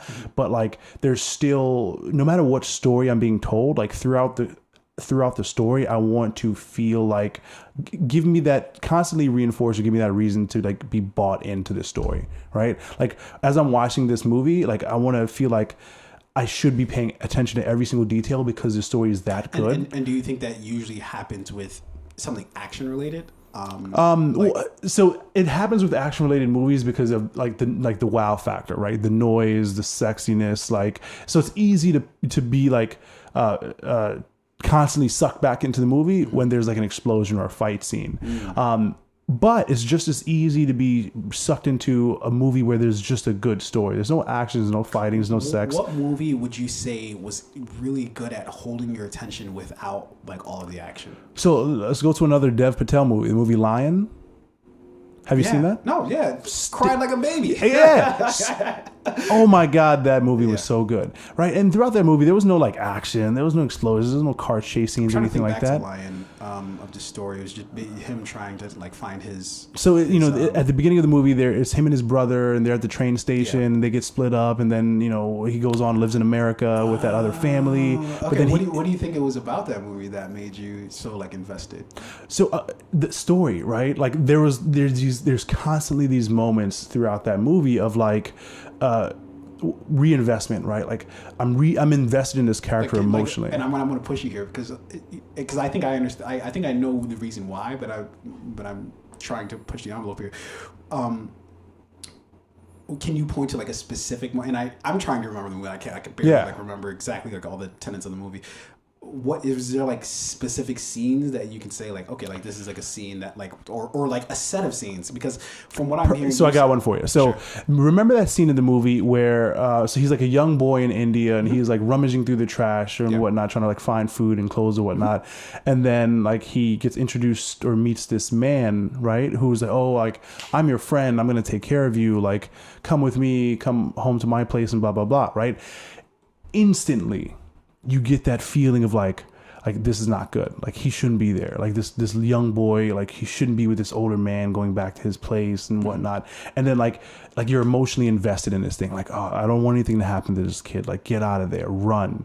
And then you see them go back to the man's place and they're sitting on the man's bed and the man starts getting too touchy-feely and you know something is wrong. And then like you finally, there's that like exciting moment in the film where like the little boy realizes like, okay, there's something wrong, I gotta run. And then she starts running away. Right now that's the excitement, that's the adrenaline rush, like get out, run faster, hide, like those types of things, right? And for me what that is like a reason for me to like reinvest in the thing, right? Because it's like a 2-hour movie. There are going to be times, more like flat moments throughout the movie where like you're just listening and watching the story. But what a good story does is like constantly give you a reason to like invest yourself in it emotionally, spiritually, personally, like if you can relate to the thing, right? That's what I mean. That this film for me lacked those things. Yeah, so I find that interesting because I feel like a movie like Lion, it might have been a little, because I think Lion was just a shorter, like it was probably a shorter length movie overall compared to The Green Knight. And there are people who I've heard say like, oh, like yeah, if this movie was like 15-20 minutes shorter, that would have been perfect for the movie. That there's some things that we could just cut out from the film. But I think maybe overall, I think the charity that you might give a film is based off of its relatability to you. So one of the reasons why I think you found Lion, and this is me trying to pretend like I'm a therapist or some shit, but one of the reasons why I could suspect that is because you found that just to be a more relatable story, in that and I forget I think Dev Patel was the younger brother in that case, or was he the older brother? I believe he was the no. So I believe he was the younger brother that got stuck on the train. Right? Yeah, but in either case, you have a shout out to Fabe.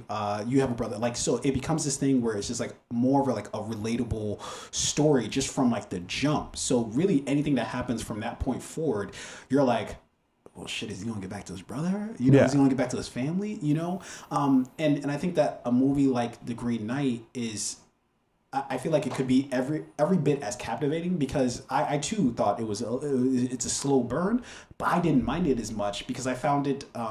I found things in it that were just relatable or that I just identified with for some reason. So I think it really is about if you're not getting the relatability side of it, then it's just well, I need something to captivate my attention. So give me an explosion, or give me something, to snap me out of it. But if you want to be invested in a movie, I feel like it's a lot easier if you find something within that story that's just organically relatable. Sure. I mean, relatability, you have to be able to, if you're watching a movie or you're listening to a podcast or you're reading a book and there's no characters, there's no moment or story in it that at least you can somewhat relate to, there's automatically intrinsically something that's going to be missing from that, right? But again, for me, I don't think relatability was the issue. Could I relate to some of the stories or some of the moments throughout The Green Knight? For sure. Again, for me, it was just I remember there are points in this movie where I'm just what is the purpose, right? I know there's a purpose that's eventually going to be told, but give me some clues, some nuances, some give me some of whatever to keep me invested in this story, so that by the time I get to the end, you haven't already lost me, or by the time I get to the end, I know why you were there, if and I didn't forget everything that happened in the middle. For me, this movie, if I wasn't really, really paying attention, by the time we get to the end, it's I don't even know what happened. Yeah. Well, fair enough. Anyways, that was a very long extracurricular. I'm glad I got through that word, because I was as soon as I was about to say it, you know how you panic, the panic sets in where you're oh fuck, you kind of fucked up there at a certain, but you pushed through it, right? I pushed right through. I soldiered on. But anyways, that was us chopping it up about Green Knight, and then just about relatability in movies and or the type of movies that we find interesting. I thought it was a good conversation. I enjoyed it. No, definitely. This is a movie, and I knew the conversation about this particular movie was going to be much different than the conversations we had about Jolt, right? Just because there's more here than a movie like that. But I feel like that's actually a really good comparison of the movie of Jolt compared to this movie, because Jolt was every bit of action, shoot 'em up, and blah blah blah. But I feel the way the story, there's something more personal and satisfying about this movie, The Green Knight, than compared to a Jolt, where that felt very disconnected. It felt a very Hollywood. This is just was made in somebody was just I gotta crunch these fucking 120 pages out, so fuck it. And then we're gonna get Kate Beckinsale to be in it. We're gonna get this other person to be in it. Yeah, and it's a Hollywood. But this movie felt personal. It felt. Yeah, at least to me, it felt like there was something that was trying to be said with the movie, and they weren't even trying to beat you over the head with it. They were trying to let you find your way to it, and I think that maybe that's where they lost communication. And let's be real, Jolt didn't really have a storyline. I feel like they made the shit up as they went. Each day was basically A or B. Should she do this or should she do that? And they just threw a dart. Doop, bah, she's gonna do that today. That's it. Anyways, but we got some dope trailers lined up. Trailers. So let's jump into that. Have you seen any of these trailers? No, I haven't watched any of these trailers. Okay. I was just so excited about Dune last week that I just had to watch it before we got on with it. But our first trailer here is Venom. Let There Be Carnage. Look, I was not a fan of the first Venom movie. I thought no fucking way was I a fan of the first one. I thought it was god awful, but dog shit that first one. But at the end of that movie, we got a look at Woody Harrelson as Cletus Cassidy, who's going to obviously be Carnage. And that's where this story picks up. Look, they don't even give this a synopsis on IMDb. They just say It's another. Let's say Venom Let There Be movie. Carnage or something. It just is a summary of like the people who are going to be in it. So it says Tom Hardy returns to the big screen as the lethal protector Venom, one of Marvel's greatest and most complex characters, directed by Andy Serkis. The film also stars Michelle Williams, Naomi Harris, Woody Harrelson in the role of villain Cletus Cassidy Carnage. Like that's not a synopsis of the film. Yeah. It's just the people who are in the film. But anyways, this is directed by Andy Serkis, as mentioned, and written by Kelly Marcel. And Tom Hardy has a story by credit on this. That's very interesting. I don't know how much. Maybe he produced the film. I don't know. But this obviously stars Tom Hardy, Michelle Williams, Woody Harrelson, and Naomi Harris, like I mentioned before, and is due out September 24th of this particular year. And this is, I think, the second trailer, I want to say, in the that we've gotten for it. Maybe it's the first. I don't know. I can't keep up nowadays with how many trailers. Even if they dropped the first trailer, I probably just skipped it because, you know. Yeah, not worth it. Not worth it. But yeah, we're going to watch Carnage, or Venom, Let There Be Carnage. All I ever wanted in this world is carnage. Eddie, we should be out there snacking on bad guys. I am a predator. I need to be free.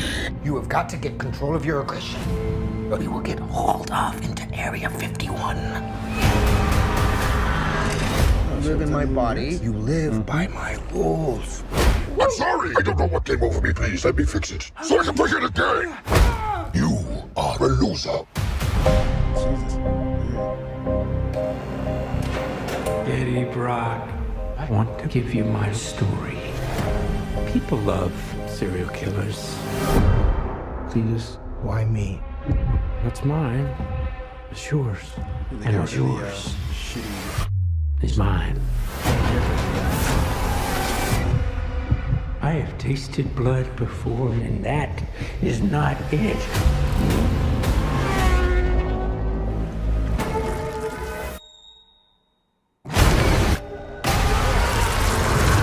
All I ever wanted in this world is carnage.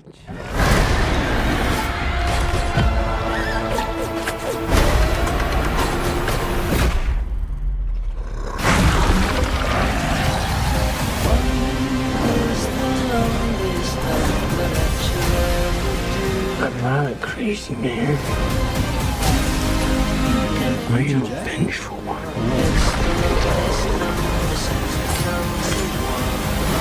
Oh, shit!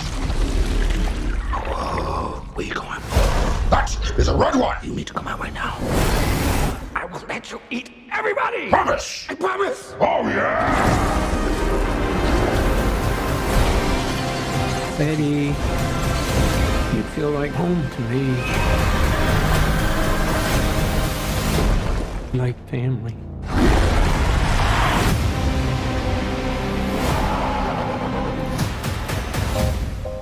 Oh, wow. You could just say, I'm happy for you. That was going to be us. I am happy for you. No! God, I'm so sorry. Not sorry. This dude needs some serious couples counseling.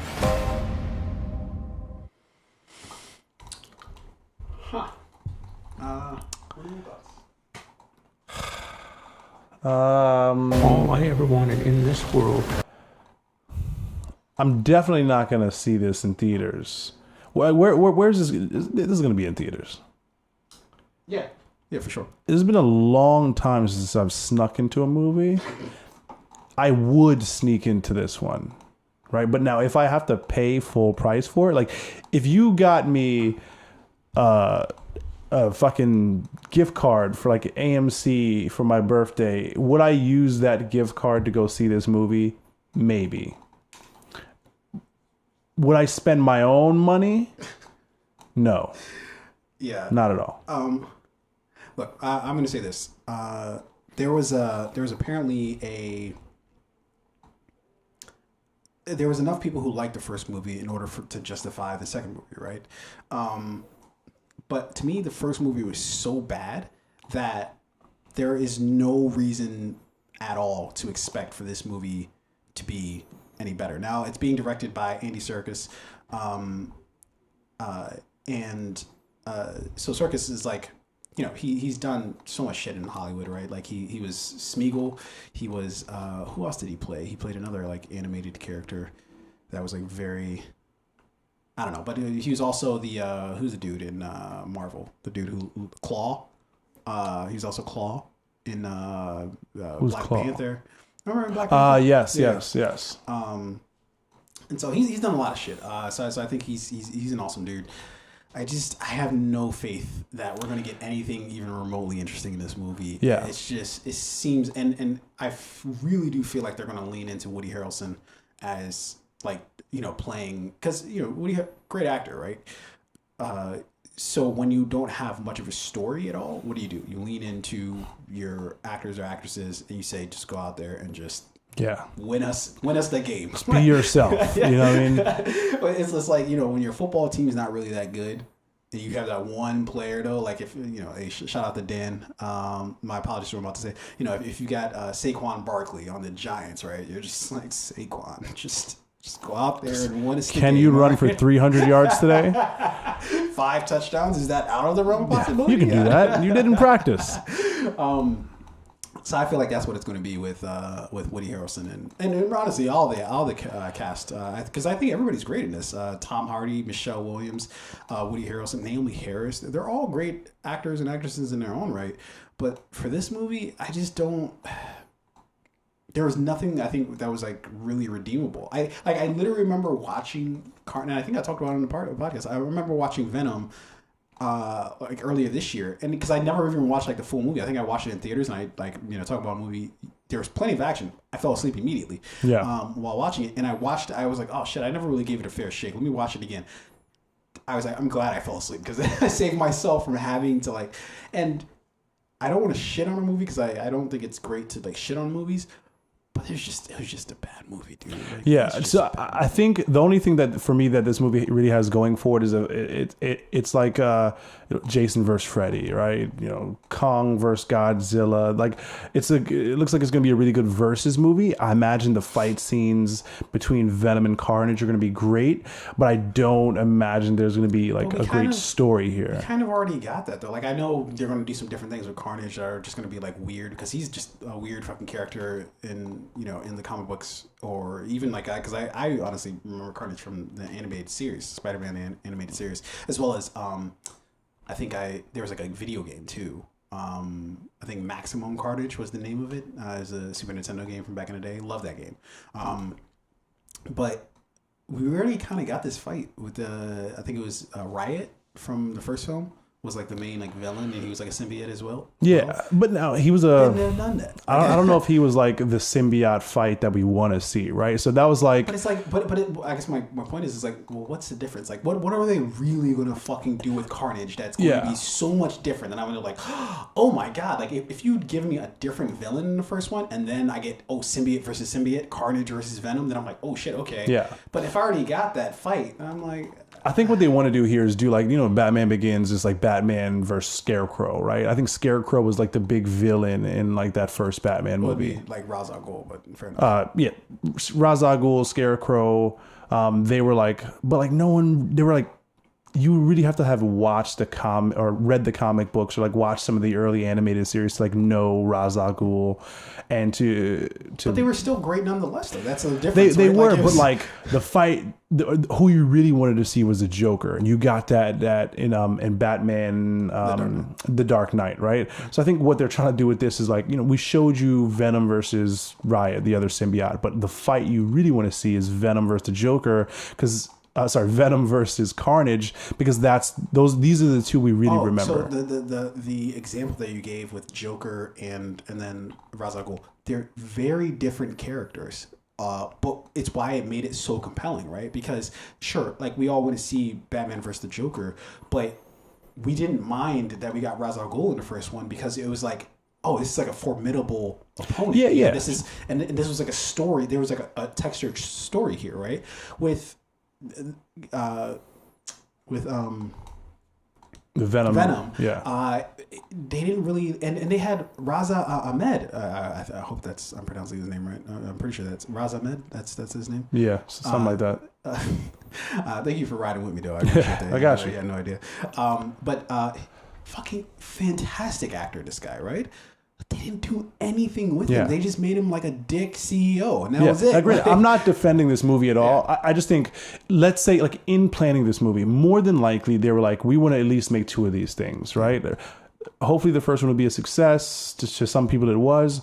So in part 2 or in part 1, we're gonna have like people what they want. Sure. We're gonna have these villains. Part 2 is the big one, Venom versus Carnage. Right. That's what I think they're doing here. No, absolutely. I don't really think there's gonna be much else of a story. But that's what I guess that's what my point is that I understand their motivation for doing it. What I'm saying is I don't think that there's nothing that they're going to do from like a fighting standpoint that's going to be like super different from what we got in the first movie, which is I feel like a mistake on their part. If they really wanted to size this up, there's a reason why we didn't get a villain that was like Joker-esque in Batman Begins, but then when the Joker it was like the Joker showed up, you know? Yeah. Because the Joker's a very distinct character. The way Batman's going to fight him is going to be very different. That Joker's not like a fucking fighter, right? So how do you really go after somebody who you don't want to kill, but is also like somebody who you got to fuck up a little bit, you know? And maybe there's a story here between Venom and Carnage that's similar to like Batman and the Joker. Like they have history, or there's some background story that they're going to tell about how these symbiotes even arrived here. I'm going to go out on a very strong limb and say that's probably not going to be the case. We'll see. Let's move forward here. Magic has to happen for me to go to theaters to see that. I'm not going to go to theaters. All right. We got another really good trailer lined up. House of Gucci. Yeah, House of Gucci, dude. I don't even have to. I honestly don't know anything about this whole Gucci situation. I don't know. But give you the quick synopsis here. House of Gucci is about it spans 3 decades of love, betrayal, decadence, revenge, and ultimately murder. We see what a name means, what it is worth, and how far a family will go for control. Look, that's a fucking synopsis compared to that. It stars these 5 people. Hardy. Please go see this shit. Please. It doesn't even matter what the movie's about. Just it's got these people to go see it. But this is directed by Ridley Scott, which is awesome, and written by Roberto Bentivenga. I believe that's how you pronounce that, and Becky Johnston. Thank you, Becky, for having a very easy name to pronounce. And starring Jared Leto, Selma Hayek, Adam Driver, and of course Lady Gaga. This is due out November 24th of this year. Look, no further ado, let's get popping.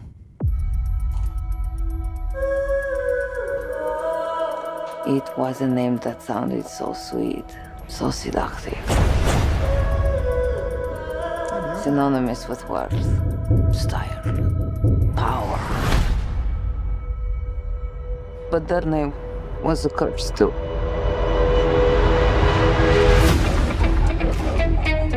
I've been a Gucci all my life. Your name is in the history books.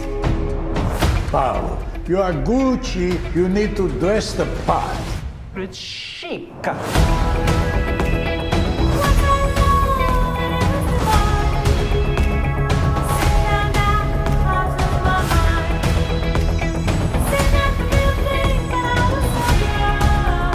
Gucci needs new blood. It's time to take out the trash. They're my family. So am I. You picked a real firecracker. She's a handful. Bravo.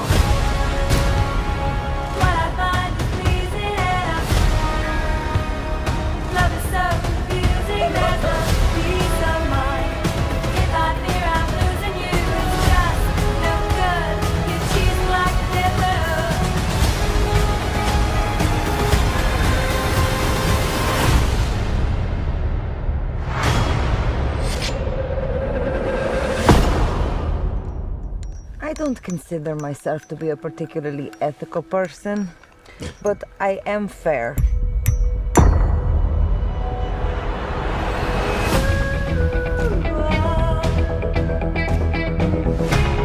Can you keep a secret? Father, son, and house of Gucci.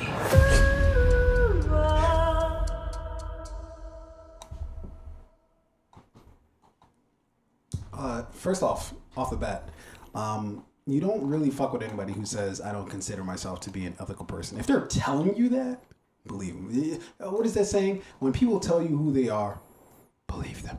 Yeah. But like you'd have to respect a person like that. Because most people wouldn't say that, but they feel it or they believe it or they're unethical, but they'll never say it. You gotta respect a person who would say that to you. Expect a snake to bite you, right? That's what DMX said. What you think? Again, if you got me a gift card and it had just enough money on it to see Venom and House of Gucci in another doubleheader, would I do it? Sure. Do I care enough about the Gucci family story and history to go and see this movie in theaters? Not one fucking bit. I mean, I don't know. That's the reason why we watch movies, right? Is to see some sort of story that we didn't really know that much about, but maybe it illuminates some sort of aspect about the thing that we didn't know anything about, right? Yes. Now, when the film is about like a real life story about like a certain group of people or a family or like a moment in time in history, right? Like we just saw the trailer for King Richard, right? We both thought it was dope. Yeah. So a story like that, love to see that movie, right? Another Lady Gaga movie, Stars Born, wasn't that based on like a real? Star is Born. I don't think that was based on a true story. I think that was just a story that was like it was adapted for like. Oh shit! It used to be like a previous. I always thought that was based on a true story. But like for me to watch films that are like a true story about like this person or this family or this company, whatever it may be, like I at least have to have some type of interest in it, right? Like one day when they make the movie about JC Chazé's life as a member of NSYNC, I don't care enough about JC Chazé to watch that particular movie. You don't want to see what life was like from his perspective. You know, hear all the time Justin Timberlake told him to shut the fuck up. No, dance, motherfucker. I've already seen the MJ. What was the Michael Jordan documentary called? The Last Dance. Yeah, The Last Dance. I saw The Last Dance, right? I don't need to see the next fucking whatever dance they used to do. And that's all it's going to be is like Justin was really You tried to make that work. It almost worked. Was it? I guess I was trying to be comedian. No, but like, you know, they're a boy band group, whatever fucking dance they do. I got you. But like, it's going to be like, oh, Justin was a dick, you know, he was the leader, blah, blah, blah. Like, I don't really care enough about that story. I don't care about this story. I have to be invested in, or at least interested in the story that they're telling, and House of Gucci is not one of them. They came out with the one about not Louis Vuitton or Louis Vuitton. Who Versace? Mm-hmm. Remember the FX did the TV show series about Versace and like the murder and all that stuff? I didn't give a fuck about that either. I didn't watch it. This is no different. It's just a film instead of a TV series. I mean, I'll be honest. Like, you know, and again, comparing it to like the King Richard movie that's coming out. I also wasn't really looking out for a movie about, you know, what's his name? Richard Williams. Right? That was his name, right? Richard Williams. I believe so.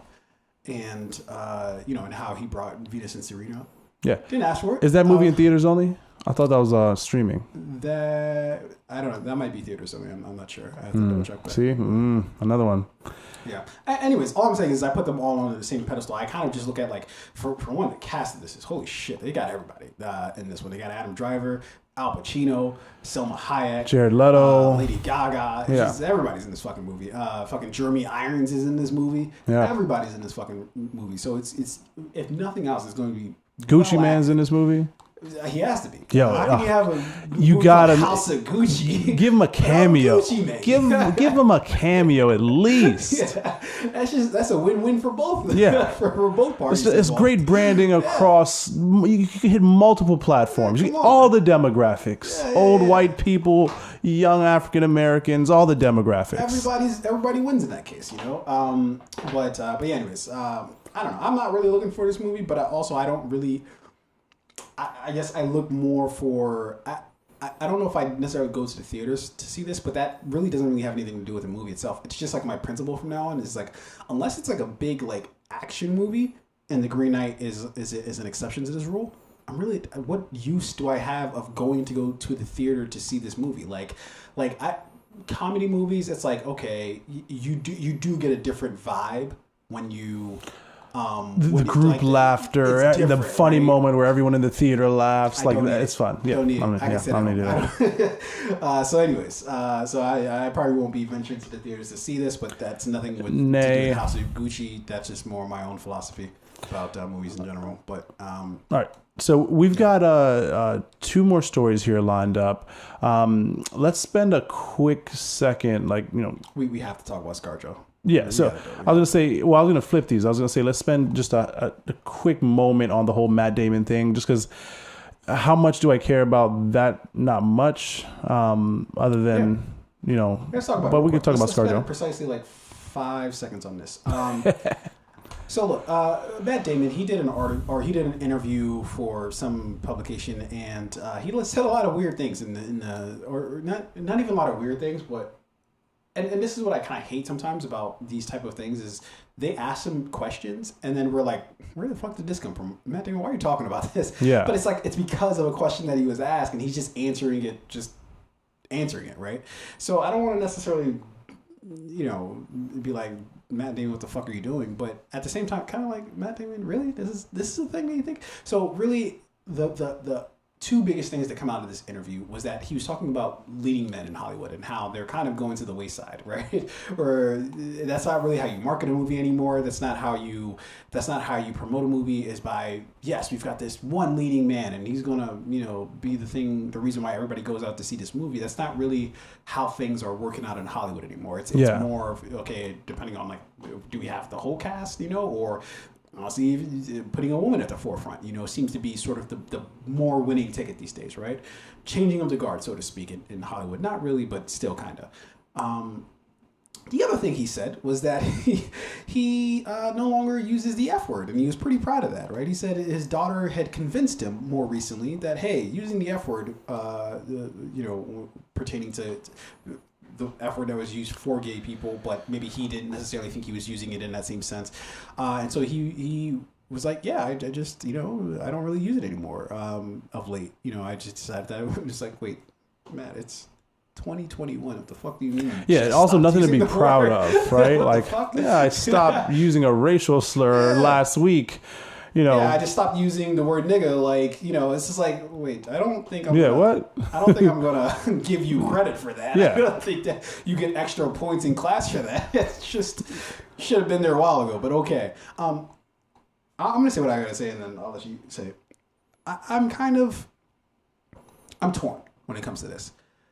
Yes, Matt Damon should have came to the realization he probably shouldn't have been. And look, the fact that you're from Boston, it's not a fucking excuse, okay? I don't want to fucking hear that shit. Yeah, I hate that shit. I'm from Boston, so that's just the way we talk. I don't give a fuck. I generally don't like Boston or people from Boston. I don't like the Celtics or the Patriots. Fair enough. Who, other than people from Boston, who the fuck likes the Patriots? Weird people is who. But you lived in Hollywood. You're probably living in Hollywood right now, or LA somewhere. And how many, whether, anyone from the LGBTQ community, how many of those people have you worked with in Hollywood? But that's just it. In his mind, he's not thinking that pertains to them. He's saying, oh, well, I use it in a different application. I don't use it to refer to gay people. I use it as like a derogatory. And it's like, well, sure. Do you see what's wrong with that? Maybe. Yeah. But that's not even the thing that I want to argue, because I feel like that's already been litigated. That conversation is kind of dead to me, right? Yeah. Because we should know at this point in time where everybody should stand on that side of the fence, right? Or what side of the fence everybody should stand on there. The thing that I'm torn about is, it's crazy that it's 2021 and he's just now kind of like, oh yeah, my daughter convinced me that because she wrote like an essay about it, or whatever the fuck she did to convince him. But isn't him saying that he's not using it anymore better than him being like, I'm going to use it and I don't give a fuck? Sure. I mean, it's better. A little torn. Yeah. I don't want to give him points. At the same time, I'm not going to be like, I'm not gonna like if he's doing an interview and he's just saying it because I don't know whether he was asked a question about it. But if he's just being like, yeah, I just don't use the word anymore. Weird that it's taking you this long, and weird that your daughter needed to like convince you to not use it anymore. But also, but also, it's weird that like that we would like chastise him for like saying that. You know what I mean? Yeah. To me, this is one of those things that's like kind of like a non-story. It's like, is his realization here better, it's better good than bad, right? Like, great, thanks for, he's probably like 45 right now, right? Thanks for realizing that you should no longer use that word in any context. That's a good personal growth, thumbs up. Is this really like an entire article worthy I don't think news? I don't think it was an entire article. I think it was part of an article. Like it was like he had an interview. I mean, that's the title for this article right here. That's not the article itself. Like the article itself was him. The main thing that they were talking about was him not thinking that like leading men were like the thing anymore. Which honestly, I found as like probably like the more interesting conversation because it felt like he was basically just like crying that like, oh, like, me and my other dudes can't just run roughshod over all of Hollywood, and we feel bad about that. And it feels like okay. Like, yeah, cry me a fucking river. Listen, let's spend another minute on this. Again, I think this is, I'm never going to attack someone for personal growth, right? Whether it's early on, which is great. So if anybody, shout out to his daughter for having, at whatever age she is, the growth and the forward thinkingness or whatever the fuck. I can't think of the right thing for it. Shout out to her for being able to, at whatever age she is, realize that, hey, like, Dad, like, that thing is not okay. And being able to go to her father and say, you need to stop this, right? She penned a letter. So shout out to her. I don't think Matt Damon here deserves any praise. Good for him. Thumbs up, buddy. I'm not going to go see Stillwater. Not because of this, just because it doesn't look like a good movie. I haven't seen many good Matt Damon movies lately. But, I don't really give a fuck about this. Yeah. Which is what I think everybody else, that's where everybody else should be as well, right? Like, I really don't think this is like a story. Like, I feel like people, understandably so, were like outraged about it, but it's kind of just like, well, when we peel back the layers, like, of like, just like the headline of it all, when you think about it, it's just like, all right, it's kind of wild that he is just now coming to that conclusion, but he came to the conclusion nonetheless. So it's like, what's really the story here? Yeah. So what are we going to argue about the fact that like he used to say it and but what's the point of having? I guess that's what people argue about. Yeah, but what's the point of having that argument if he's like come to the realization? It's just like, give him a stern look, but like, I guess also thumbs up. I don't know. Or nothing. Just don't respond to it at all. So let's talk about this Lady Gaga thing, or not Lady Gaga, Scarlett Johansson thing. And then we do need to do our verses for the night. So we'll spend a little bit of time on this, and then not time that I think we should spend on it, because I think this is a really interesting situation. But look, long story short, Scarlett Johansson suing the fuck out of Disney because she thinks that they still owe her a bag.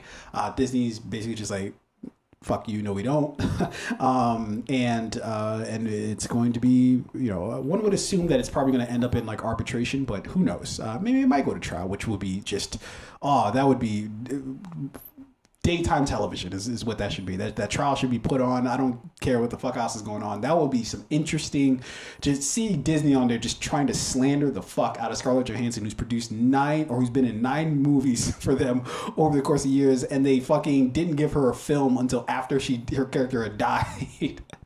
To see that all play out on national TV will be fucking hilarious. But there are a lot of interesting points to this whole story, right? Because on one hand, you have Scarlett Johansson, who's like, okay, you put out my movie Black Widow, but you promised me in my contract that you said this is going to be put out in theaters, right? Now, there are people who play semantics with it of like, does it say exclusively put out in theaters, or does it just say it is going to be put out in theaters? It's going to have a theatrical run, right? And apparently she had it written in the contract that not only is she going to get a base salary for the film, but she's going to get a percentage of whatever the profits were from the film, right? So the better the film, the better the film does, the more she's going to get. So if the film does like crazy numbers, then her numbers are just going to go up accordingly. Yeah, and a theatrical release followed by like a digital streaming release would be like 2 points of sale, right? So naturally, revenue for the film would go up if it gets released in theaters and then on Disney Plus. If it gets released only in theaters, right? And if it was like normal times where everybody's just going to the theaters as normal, then one would think that she would have made out like a fucking bandit with the movie, right? But of course, COVID happened, and then so Disney's come back and said, no, we don't fucking owe you a goddamn thing. We, COVID happened, so we put the movie out in both theaters as well as on Disney Plus. So we don't owe you a goddamn thing. Now, where off the bat, Disney's fucked up, okay? For one glaring particular reason. Usually in situations like this, the company will just like send back some sort of benign comment that's just like, oh yeah, we're not, usually talking about, issues with talent or anything like that we'll just let everything sort of play out. And but they came back with this like scathing like clapback, like this is like fucking Ether and like Nas or some shit, right? Where they were like, bitch, not only do we not owe you the money, but we're gonna tell everybody how much we paid you so we can also shame you. Yeah, you're getting this much money. Now that's fucked up. Like, just forget about the actual case. It's fucked up that you put her business out there on Front Street, because that has nothing to do with anything. You paid her $20 million, but that was only part of the money that you're supposed to pay her. So, but you're trying to give her a bad public perception. There's other people who are fucking, who can't even make $15 an hour because we don't want to fucking increase the minimum wage. They're looking at that like, you're getting $20 million. I'm not crying fucking tears for you because you're not, getting more on top of that $20 million. So Disney's just trying to play some fucked up games there. And I think that right off top, like, that's just... Yeah, but it's interesting though, because like athletes, like how much money they make is like always public knowledge, right? So is it wrong for them to, if we're talking about numbers, to talk about numbers, right? If you want we promised you a theatrical release, right? It was more than likely due to like what would have been an increase in revenue for the film, which means that you would have profited more based off of the revenue, sales, blah, blah, blah. So if we're going to talk about money, let's talk about money. We paid you $20 million for this film. You anticipated making 70. Unfortunately, we didn't do a theatrical release for reasons related to COVID, right? We did the digital release. We did everything that we said we would do. The only reason that wasn't a part of her contract. Sure, but again, there are, and I think this is what Disney is going to argue, right? Like unforeseen circumstances. Yeah, it's called force majeure. Yeah. Yeah. So no one saw COVID coming, which is I would imagine the only reason that that prompted them to do a digital release instead of a theatrical release. So, I mean, I don't necessarily see where Disney is wrong here. Okay, I'm going to explain why they're fucked up. On top of them, first of all, let's talk about them saying her base salary. It's fucked up because there is literally no need for them to. That's immaterial to what the case is at hand. How much you paid her originally is literally just you putting her business out there on Front Street, which it's different. You're right. It's different from athletes in the NBA or NFL sports, right? It's because we're used to just hearing what their contracts are, yada, yada. I don't know if it's like they want people to know so that they can set markets and stuff like that. But with actors and actresses, that's pretty confidential in terms of how much you're making per film or how much you're pulling in per film, right? Now, I think that gets a little different for people at the top because it's like they're also kind of doing the same thing. They're setting markets, but there's literally nothing that doesn't matter. It doesn't matter if you paid her $40 million, right? That's her base salary. It's different from what the fuck she's talking about. It has nothing to do with it. You literally just did that just so you could tell everybody else she's already made $20 million. But it's like, are you telling like the fucking judge that? Because it's like, who are you talking to? Like, are you talking to? Yes, she knows she got $20 million. Like, what the? Yeah, I mean, I would imagine this. I would imagine this was part of a rebuttal to her lawsuit, right? But again, if it was a rebuttal to her lawsuit, it's saying that she already got $20 million. That's not a rebuttal to what she's saying. Like, that's just you're doing that out of spite. Completely. No, so it is. If we're going to talk about like the full terms of like the contract, right? In the contract, they're saying that she's not talking about. It's different if she's like, oh, well, you owe me more as for my base salary, right? That's a different conversation. If she thought her base salary was different, then it's like, well, we already paid you your $20 million, which is what your base salary was. I get that then, right? Yeah. But if she's like, I was supposed to get a percentage of the profits, and you didn't put it out in theaters, which fucked up the profits for the film. Where does my base salary have anything to do with it? Well, here's why. Let's say you and I sign a contract, right? And in that contract, we agree to 4 things. And if you're suing me for defaulting on the contract, right, or breach of contract, right, what I'm going to do in response is outline all 4 of those things. I paid you your money at this time. I did this. Sorry, say that one more time. So I paid you your money, right? Okay. And the reason why I'd have to specifically outline how much I paid you is to further my point of the fact that I upheld my end of the contract. If you say the words "I paid you your base salary," that's this. You're getting the same effect without actually putting my business out there on Front Street. There's no reason for you to. That doesn't make a difference. Let me finish it, right? Sure. So again, I'm just going to boil it down to like 3 things, right? Your base salary is $20 million. You will also get like 5% of revenue for the film in the event of a theatrical release, or you get 5% of revenue for the film, and we'll do a theatrical release, right? Let's say those are the 3 agreements. Mm-hmm. So if you're suing me for breach of contract, when we go to court, I'm going to outline those 3 things. When we go to court, I paid you your base salary. Yeah. You are going to get 5% of revenue of the film, mm-hmm. right? And the only reason that the third section of the contract was not upheld was due to the reason that they outlined was due to COVID. So it is not that we breached the contract. It is the problem is you're saying a lot of things, but none of that has to do with the thing that I'm talking about, which is you can say you paid her base salary without actually putting the number out there. There's literally no reason for you to put the number out there. Yeah, we gonna put the number out. For what reason?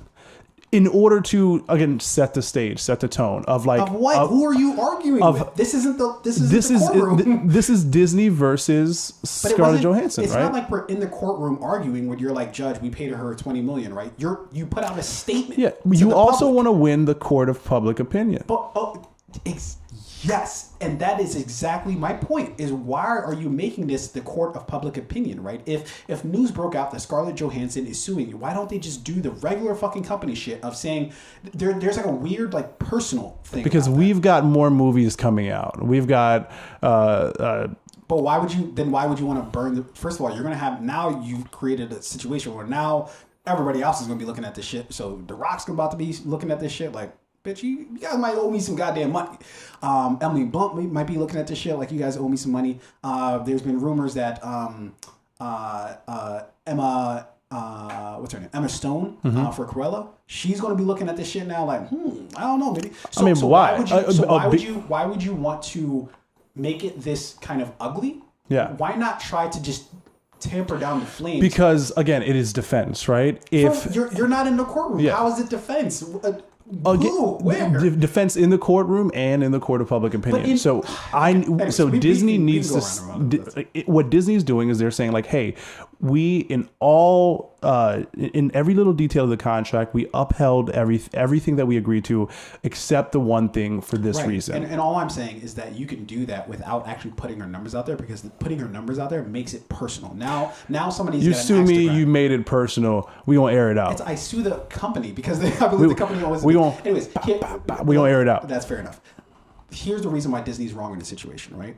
It's different using this idea of force majeure, right? Because that's basically what they're going to try to say. It's basically like an act of God, and that's how a lot of contracts have this language in it. That like, look, if something goes down, we can, like, say fucking God just descends and is like, well, first things first, we're going to get rid of all these Black Widow movies, and there's like no copy of Black Widow left. We couldn't put out your movie. We can't pay you especially like your percentage, if your movie just fucking got erased from the earth, right? We can't do anything about that, right? Okay, no problem. But in this case, they still put the movie out, right? So they still put the movie out both in theaters and on streaming. Now, the fact that they put it out in theaters, in theory goes, that greatly reduced the theatrical percentage that, or not the percentage, but the amount that she was going to get, right, from the film, had it just been put out in theaters, right? Where they're fucked up is that, okay, if we have a contract and we say, okay, if we're going to put this movie out in theaters and I'm going to pay you a percentage of whatever the movie does, right? I can't put it out in theaters alone because I just know that it's just not the right time to we're not going to get recoup enough money. So I'm like, okay, let me put that on the streaming as well. If I don't go back to you and then say, okay, either I'm going to give you a higher percentage of the streaming profits, or I'm just going to cut you a check. Maybe I'll cut you 30 mil because and she was expecting to get 70 mil, right? So you subtract her 20 mil for her base salary. She was expecting 50 mil, right? You give her maybe not even 30 mil. Maybe you give her another 20 mil on top of that, right? And say, look, this isn't the full amount, but this is something. This is what we're going to give you in compensation for the fact that we know we didn't put the movie out in theaters exclusively. That's amending the situation. Now, question though, was the language in her contract, did it say she would get a percentage of only the theatrical release? That's a really interesting question. I'm not too sure, but what I would have to assume is that she got probably either lower, if not any percentage of the streaming, because it's on Disney's platform that they have like ownership of, and also this was done back in like 2019, I think, is when they signed this contract, which I don't even know if Disney Plus was like around, so that was probably not as big of a part of it. And also, but the real reason why it's fucked up is because she signed a contract thinking if she knew that this was going to be like a possibility, like a true legit, and at that point, but also Disney didn't know this was going to happen. No, fair enough. Exactly. Both parties didn't know, but when something happens, you have to adjust it. Disney adjusted, right, and said, we're going to put this out on Disney Plus as well. Well, what the fuck is Scarlett Johansson going to do when she signed a contract back in 2019? She has no ability to adjust to the scenario at hand because she's already signed the contract. So what you're saying is because Disney adjusted, Disney should have also went back to Scarlett Johansson and said, all right, you know what? Due to like unforeseen circumstances, we've been forced to adjust. So in earnest, we are going to come to you and we're going to give you the opportunity to like renegotiate the language. Do something, whether it's points off the streaming or maybe we're just going to cut you a check for a smaller portion of what you would have got, but it's something. Then I think that would have been the correct or honorable thing to do. But when you don't give her anything and you just put it out and you're like, well, you get what you get, well, then what the fuck do you expect her to do? So my question is, if I'm Disney, and if I'm being like honest with myself, and let's say I'm in charge of this thing, right? Would I have went back to Scarlett Johansson and say, hey, like, let's renegotiate the terms of your contract so that you earn closer to what you were expecting to earn? But being a business person, this is where your business, not necessarily acumen, but business savvy has to take precedent over whatever is just going to maximize profit for the business. Because sure, you could maximize or try to maximize. Yeah, I mean, we know Disney doesn't need the money, right? Well, that might not be true. They might because they fired like 32,000 people like last year. So yeah, I mean, the way they were looking at it is because they weren't, those people weren't going to be like working. They were going to be like paying them while the parks were closed due to COVID. So it's like, why would we keep that overhead, right? Now, granted, morally, not a good thing to do. If you're looking at just the numbers, makes sense. But that's just it. This is where morality meets the business world, because when you're just talking about strictly business, okay, sure, you might be saying to correct that it's okay for business sense. No, we're not going to renegotiate your contract. You're going to get what you can get because this is what we've had to do with the movie because of COVID. But where the business meets the morality part about it is okay, well, now you got a severely pissed off Scarlett Johansson who's been a part of your fucking Marvel films for the past decade or so, right? She's a staple when it comes to Disney. So not only are you ruining that relationship, but now you're setting the precedent for everybody else who's gotten fucked on in this situation that, oh, word, look what ScarJo's doing. Yeah, y'all fucked me up. Emma Stone's like, y'all got me fucked up. Y'all think I'm just gonna roll over for this shit? Fuck that. So now not only are you gonna have a case, it's like so when Nolan basically is not doing business with WB anymore, right? Because of how they've handled this whole streaming situation where they're like, we're sending all the movies to streaming. Nolan was like, all right, I'm out of here. That's you just lost Christopher Nolan, right? So you just burned a bridge when you didn't really have to, right? Like there was nothing forcing you to do that because you just wanted to maximize profit. Well, now you've pissed everybody off. So, and I know you're going to say some joke that's funny, but I didn't even have a joke. All I'm going to say is Disney.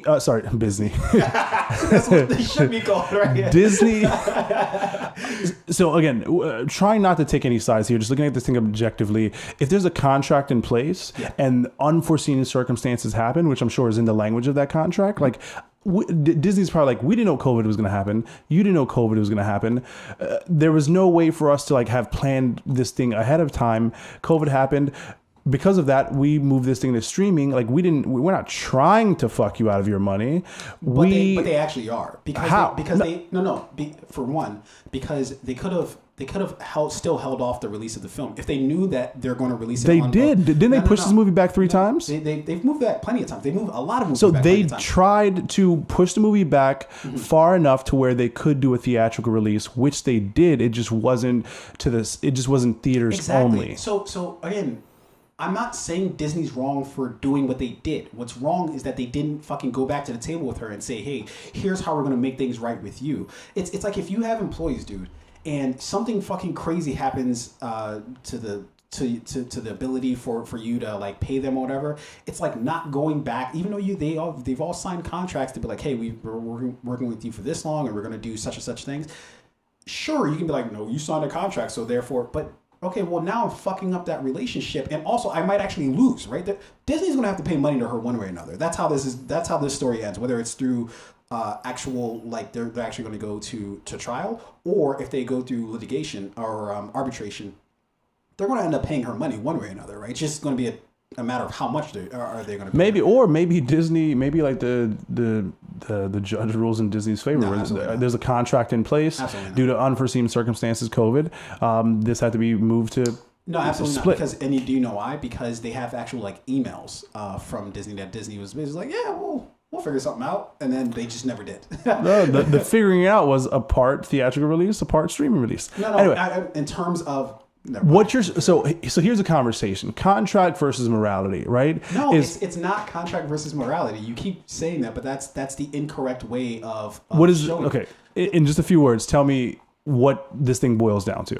It boils down to when an alteration happens, such as like something goes haywire with a contract where you're not able to necessarily honor your side of the contract or do certain things as the contract's sort of written out, then if you adjust, then you have to adjust the side for the other person as well. It's not kosher to just adjust your side and be like, oh, you're still bound to the same. Does the contract state that? Huh? Does the contract state that? State what? That if we make an adjustment on our end due to unforeseen circumstances, we then have to renegotiate the entire contract. That's why there's this whole argument about whether it's about theatrical release is the same as exclusive theatrical release, right? Because if it's exclusive theatrical release, then it's just like, yeah, you guys fucked up in a major way. But if it just says theatrical release, but you've already have 20 other films that you've only released in theaters. This is the first Marvel movie that's been released.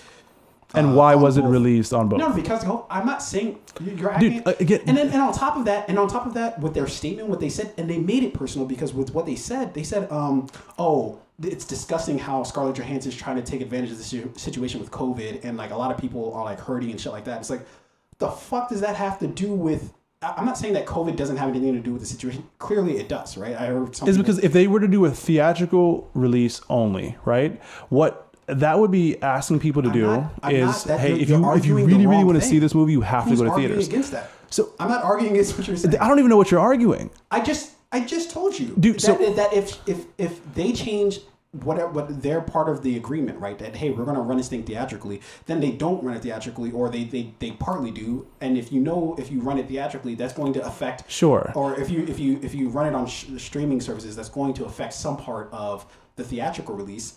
Then you're changing the tenets of what the agreement says. Sure, unless the agreement says that we will do this thing in the event that like there is no unforeseen circumstance which prevents us from doing that thing. But it didn't. They still released it in theaters. So, but they were forced to adjust. Why? Because of COVID. That was the unforeseen circumstance. Say that sweet word for me again. So being forced to adjust is not the same as like you. If they are forced to adjust, then how come they didn't adjust her side of it? Let's say my house floods. Let's say I agree to let you host your wedding at my house because I have a huge, beautiful backyard, right? And then my house and backyard floods, so I moved the wedding to the house across the street or something like that. With the same big, beautiful backyard, everything else is the same. Instead of it being here, it's just over there. Like, do we have to renegotiate the entire terms of the contract? That's not a comparable scenario because it's as if, say, if you hired me to do your wedding, right, and something with that wedding changed, some big catastrophic thing happened with that wedding, where it's going to change not necessarily the work that I did, but it's going to change what I'm going to get paid on the back end. Yes, absolutely, I would want that. I would want and need for that contract to be amended because whatever crazy thing that happened. If you adjusted your side of it, meaning that you went through whatever changes you're gonna have to go through, then that changes my side of it too, right? Because that's like fucked up. That's like saying like, okay, say Scarlett Johansson, say something happened with her, right? Say she, I don't know, she got pregnant at the start of production or sometime before shooting for Black Widow, and then she shows up pregnant on set one day. They'd be like, whoa, what the fuck? Like, this wasn't a part of the contract. You said you're going to show up on this certain date and do this certain fucking thing. But if Scarlett Johansson shows up pregnant and they can't explain that story-wise, then they're fucked, right? And they would rightfully probably sue Scarlett Johansson, either sue her or amend her contract or amend something in the scenario where they can make it work for both of them, right? But if that's how they're going to act with her, then how come they can't act the same way? So what we're talking about is a bunch of like... Disney should have done this. They should do that. Yes, that's exactly what I'm in out of kindness and earnest and morality. No, there's nothing from what I'm hearing and seeing. There's nothing in the contract itself that says there's nothing that says that Disney breached the actual contract. For one, that's not true because that's literally why they're going. Why she's suing them, right? Is because they actually do believe that it's actually in the contract. Sure. I mean, yeah, you filed a lawsuit. If you believe that there was a breach of contract, you filed a lawsuit. Wait, so what's making you say that there's nothing in the contract? I guess maybe that's what again. So neither of us know what's actually in the contract, right? Yeah. So I was confused as to why. What I'm saying is, like, in the contract. Usually contracts like these have the language in it, and I think you said the words earlier, like unforeseen circumstances. I think that's a good enough language. Sure. Unforeseen circumstances. Sure. I think COVID is that unforeseen circumstances. So we were adjust not because Disney was forced to adjust not because they wanted to, but because they had to, and that is not breaching the contract. 1 more minute each on this, and then we gotta go. Yeah, we wait. I gotta get the fuck out of here after we have this this battle. So let's 1 more minute. You can have the last word. Okay. But I feel like that's the part of it that you're missing is that. Nobody's saying that they didn't have to adjust things, right? That's not what they're arguing, right? What they're arguing is that if you had to adjust things, then if you adjust things on your end, and that's going to fuck up my money on the back end, I didn't sit in the fucking room and make that decision, right? You made that decision, right? So if you do that, then you have to come back to the table with me and say, here's how things are going to adjust on your end. That especially if we have precedent on our side, that's the thing that she has going for her is precedent. She has 20 some odd movies that have gotten exclusive theatrical releases, right? In theaters, right? I understand COVID happened and they had to adjust. I get that, right? But once she signed that contract back in like 2019, she didn't know COVID was a thing. Disney didn't know COVID was a thing, right? So if they can adjust, right, the contract on their end and say, okay, well, shit, we're going to have to do streaming and theaters in this scenario, then they have to adjust her accordingly, especially if she signed the contract thinking that the reason why I'm going to take the points on the back end is because I stand to make a lot of money because when this gets released, it's going to, because of all the films we already did, I know I have a reasonable expectation of what I'm going to get. If not, I would have just taken the money off top. I would have taken 50 mil off top to do this movie, right? That's all I'm saying. Anyways, that was a preview of how badly I'm going to beat him down in this battle. Ladies and gentlemen, we've been doing this this tournament, greatest show of all time, right? And we did it last week. We talked about The Office and Game of Thrones. Now, if everybody wasn't there to witness the beatdown that was my thorough thrashing of a reign in this battle between Game of Thrones and The Office for the first round of the greatest show of all time, go back and watch that from last week, okay? This week we've got two other shows that are fucking stalwarts in their own right. Two shows that defined generations for in their own respects for TV, right? TV shows. This week we have Friends and we have Mad Men squaring off. First round. We had flipped a coin. Arain gets Mad Men. I get Friends. Now, for those who've heard me talk a lot of shit about Friends, this is a little awkward now because I've talked mad shit about that show. But I'm gonna win nonetheless because that's what I do. I don't lose too many debates. Certainly won't tonight. Let's get it going. Let me get the bells in here. All right.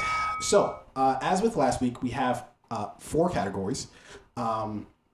So the first three are going to carry from show to show, but then the last one is a wild card where we're just going to kind of decide that kind of week to week what that category is going to be. So the categories are acting, character development, overall story, and then the wild card. This week our wild card is, and you can tell me if I'm wrong about this, the most successful actor post show, or well, I would say like the show with the better overall cast careers post show. Okay. So yeah. Look, I did the honors last week. You went first last week, right? I went first last week. Last week. Okay. So I'll go first this week. Starting off with our acting, we get 2 minutes per round to argue or to make our case. So let me cue this timer up here.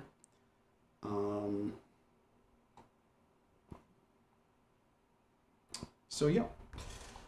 Okay, so when the bell goes off, we are off to the races, and we shall go. Okay.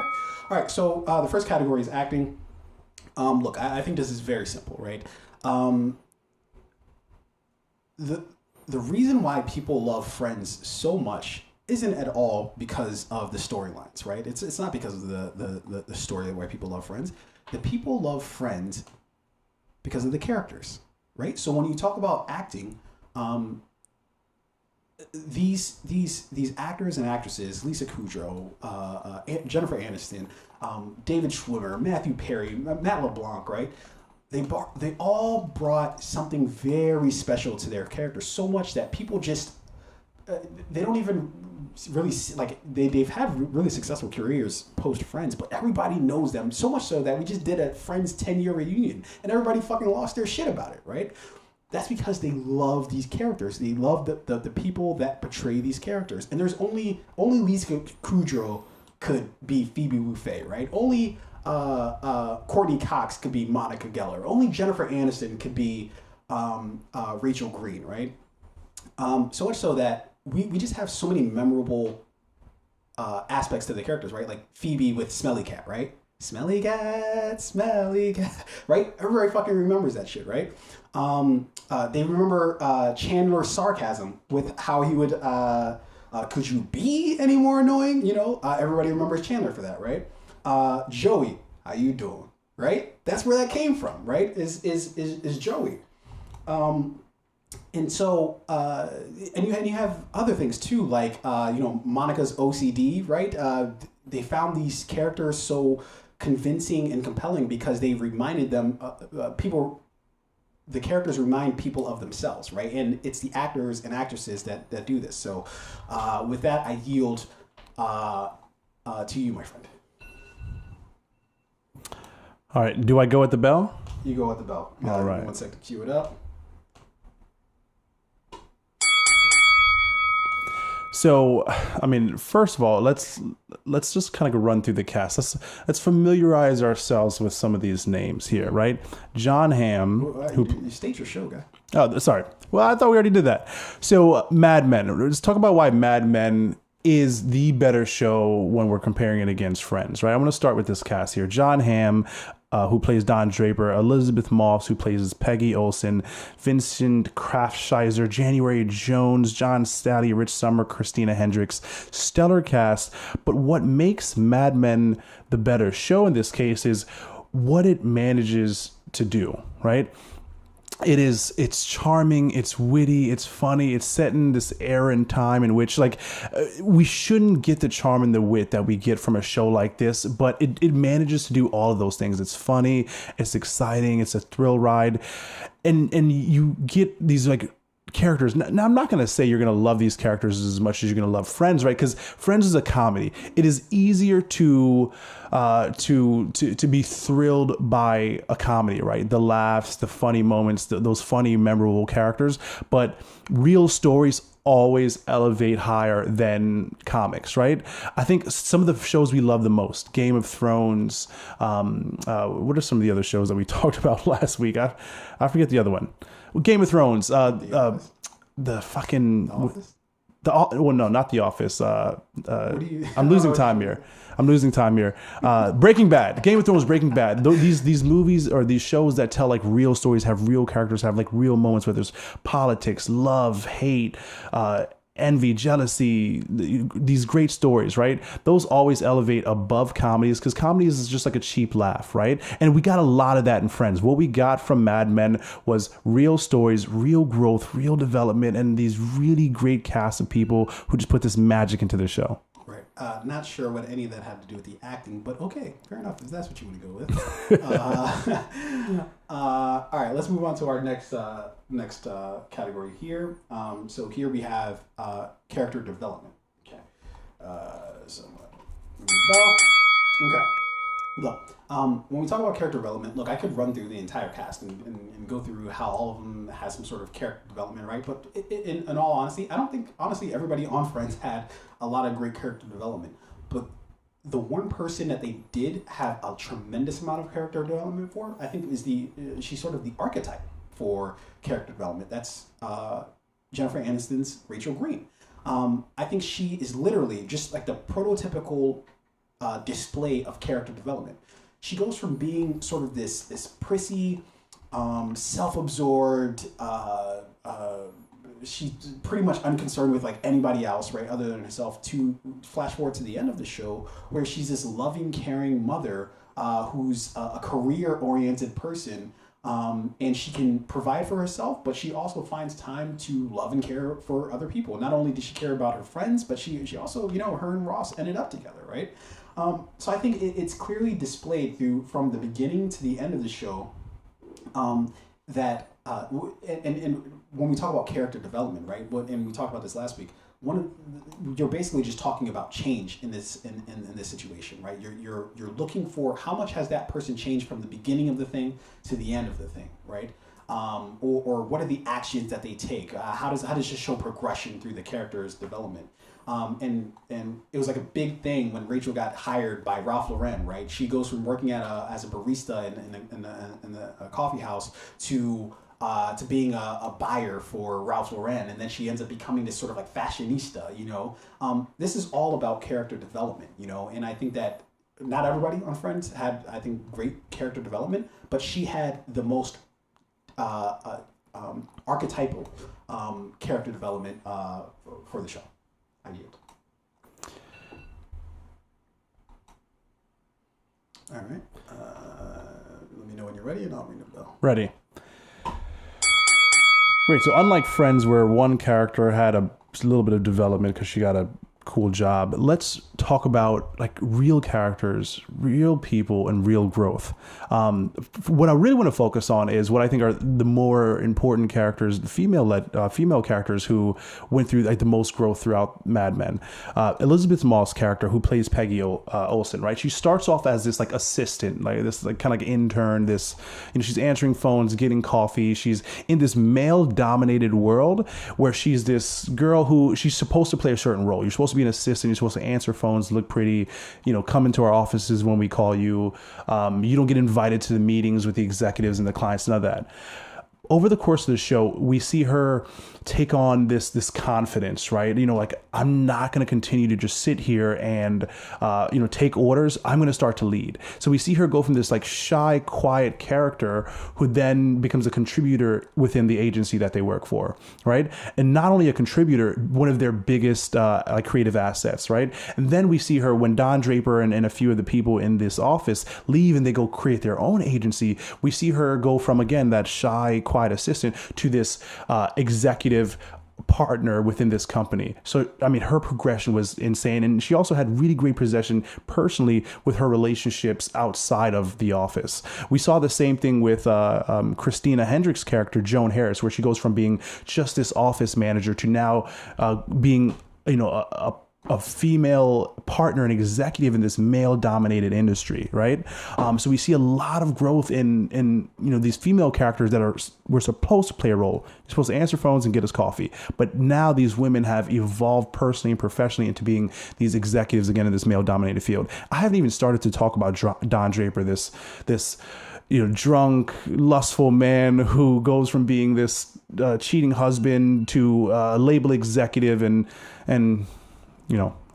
a cheating lustful man. A little overtime there. It's okay. We'll allow. 1 second. Yeah. It's like 10. All right. The next category is overall story. So look, you can't judge a sitcom by its overall story because, let's be honest, most sitcoms' overall story is probably trash, right? Like, I defy anybody to name a sitcom that had a great overall story, right? So starting off from that position, I'm not looking, when you look at a sitcom, you don't necessarily look for the overall story so much as what did they do best or what did they do great. Now, look, there are a lot of different types of plot devices that you can use in a sitcom, right, to make it work. One of the best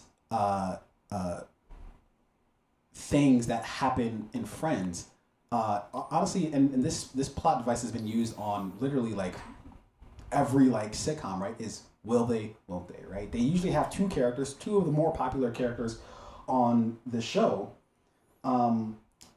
They usually have them be in some sort of situation where you don't know, oh my gosh, is it going to work out between them or is it not going to work out between them, right? I think, from what I understand, back in Cheers was like kind of like between, I think it was like Diane and I forget what the dude's name was, but they sort of had like the first sort of will they or won't they scenario. Friends perfected it. There is no better show known for anything than Friends being known for will they or won't they. Literally, when you say that phrase, the first thing that comes to mind is Friends. Will Ross and Rachel get back together or won't they? And that was something that they flirted with throughout the entirety of the series. It was pretty hot in the first 2 seasons of the show and then picked up steam towards the end of the show. I think that's worth more especially when looking at a sitcom than trying to look at the overall story, because that's just the nature of the actual thing itself, is that you're just not going to get a great overall story with something like Friends, which is a sitcom. I yield.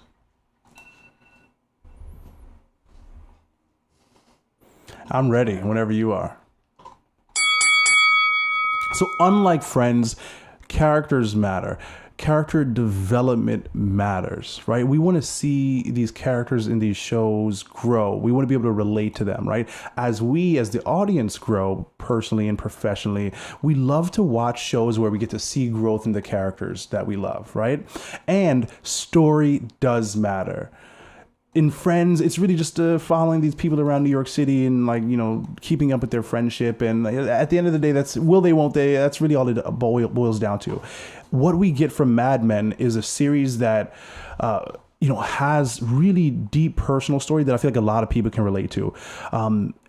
Chasing your dreams, being ambitious, going from being a female in this corporate-led, male-dominated world to like carving your lane, carving out your place, saying that like I'm here, I've arrived, and like this is what I have to offer, this is what I bring to the table. We got that in Peggy Olson, we got that in Christina Hendricks' character, we got that in Don Draper, right? This 1960s ad agency with these creative, interesting characters, and there's like a lot of really rich story behind it, right? And I love the setting of this. It's like the 1960s. and one of the most creative times in ad or in marketing, right? So story matters. And in Mad Men, we get far more of that than we got in Friends. And character development, great costume design. I mean, there's just so much here. I yield the rest of my time. Okay.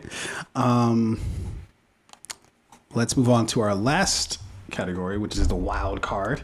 And we're going to have like post-show careers. We're gonna line the tape up and see who had the better of the two as far as like the post-show, right? Look, I'm going to ring the bell. Look, I'm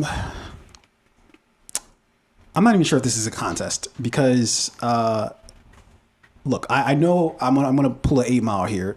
I know what you're gonna say, right? Elizabeth Moss and John Hamm, right? There's not. I mean, I guess you could say Christina Hendricks a little bit, right? But those are the two that you're gonna point out.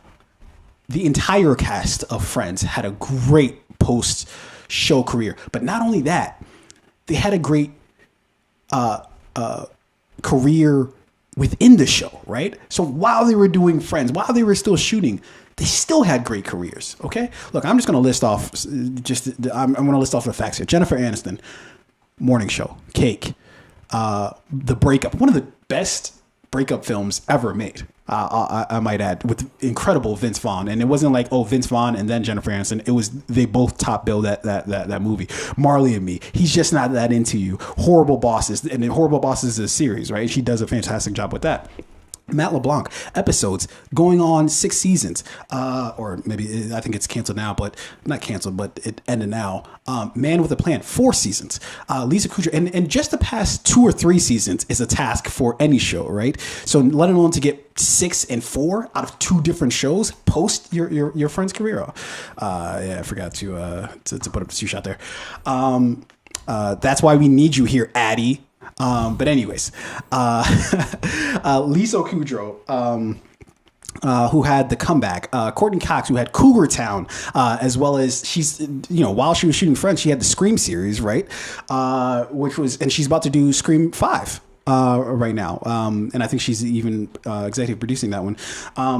David Schwimmer, he's probably the least of all of them, but he even still had a great post-Friends career. More recently with The People versus O.J. Simpson, in which he played Robert Kardashian. And Matthew Perry, The Odd Couple, the whole 9 Yard series, Fools Rush In. Need I say more? I yield.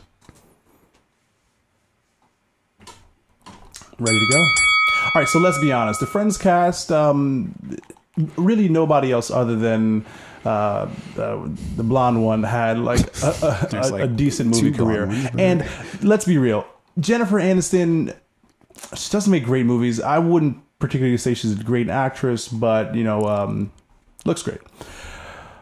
So let's talk about John Hamm. You've seen The Town. I've seen The Town. We've all seen The Town. Phenomenal movie. These guys aren't fucking around. We're not fucking around either. Right? You remember that line. We loved him in that movie. We loved him in Tag. He's going to be in the new Top Gun Maverick movie. The great thing about John Hamm is he can play those serious roles. He can play Don Draper in Mad Men, but he could also, make appearances in Unbreakable Kimmy Schmidt. He can be in Curb Your Enthusiasm. He was in the Richard Jewell film, many Saturday Night Live appearances, Good Omens, The Report. I mean, he has so much versatility. It's insane. Let's talk about versatile. Elizabeth Moss, who played Peggy Olsen. One of your favorite shows, The Handmaid's Tale. She is the lead of that show. Let's pump our brakes. The Invisible Man. I'm not sure if you've seen that movie. Great film. She had a short appearance in the movie Us by Jordan Peele. I think she was great in that movie too. She's had a lot of other smaller roles here along the way too, but I think it's fair to say that she's had a stellar career post Mad Men. And I'm just going to highlight one other, Christina Hendricks, who played, I forget what her fucking character's name was in Mad Men, but she's been in a lot of really great things. Good Girls, Toy Story 4. She was in Candy Jar, Robot Chicken. She has versatility, and that's really what the Mad Men cast had. Versatility and some really great follow-up projects that didn't just like play off of their characters from Mad Men or play off of their characters from Friends as yours did, but they were able to do standalone movies and shows that really showed that post Mad Men they have versatility. Okay, I think it's I don't know. I think it's clear. I think I got the W. But let's be real. You even admitted that your show, your characters had no character development. You admitted that your show had no real storyline, and the only character or actor or actress from your show that had like a great career is Jennifer Aniston. I mean, I think this is a easy W. No, I think I ran through the tape. What my point was is post show. We're looking at the entire cast. We're not looking. There's 8,000 people on Mad Men. 2, maybe 3 of those people had decent careers, and I would argue John Hamm has not had the career that you would have thought John Hamm would have after leading a series for about 7 seasons. He has not had the type of career where you would expect a leading man of that nature to have. What's different about Friends to me is Friends was an ensemble cast, right? Everybody had equal billing, you know, at least to I don't know, I don't know what their checks say, but from what I understand, they all had equal billing. They all have equally successful careers. They've all done a lot of things post Friends career. But anyways, I think it's not up to us anymore. We've argued our points. We made the points that we want to make. It is up to the audience. You guys tell us what you think about whether Friends wins in this case or Mad Men wins in this case. Who moves on to the second round here? Only because it's based on what the audience says, along with Sergio and Addy. With that being said, we need to get the fuck out of here. I don't even have time for the pleasantries anymore. We are way over time here. So I'm just going to go ahead and cue up the music here. Ladies and gentlemen, thanks for rocking with us. We appreciate you. But come back next week. We'll be here same time, same place. Until then, ladies and gentlemen, we are indeed going to hit the very usual protocol. Fade out. Ladies and gentlemen, peace out. Friends won. I just want to get that last plug-in. You just keep saying it over and over, and then just get programmed. Friends won. Mad Men.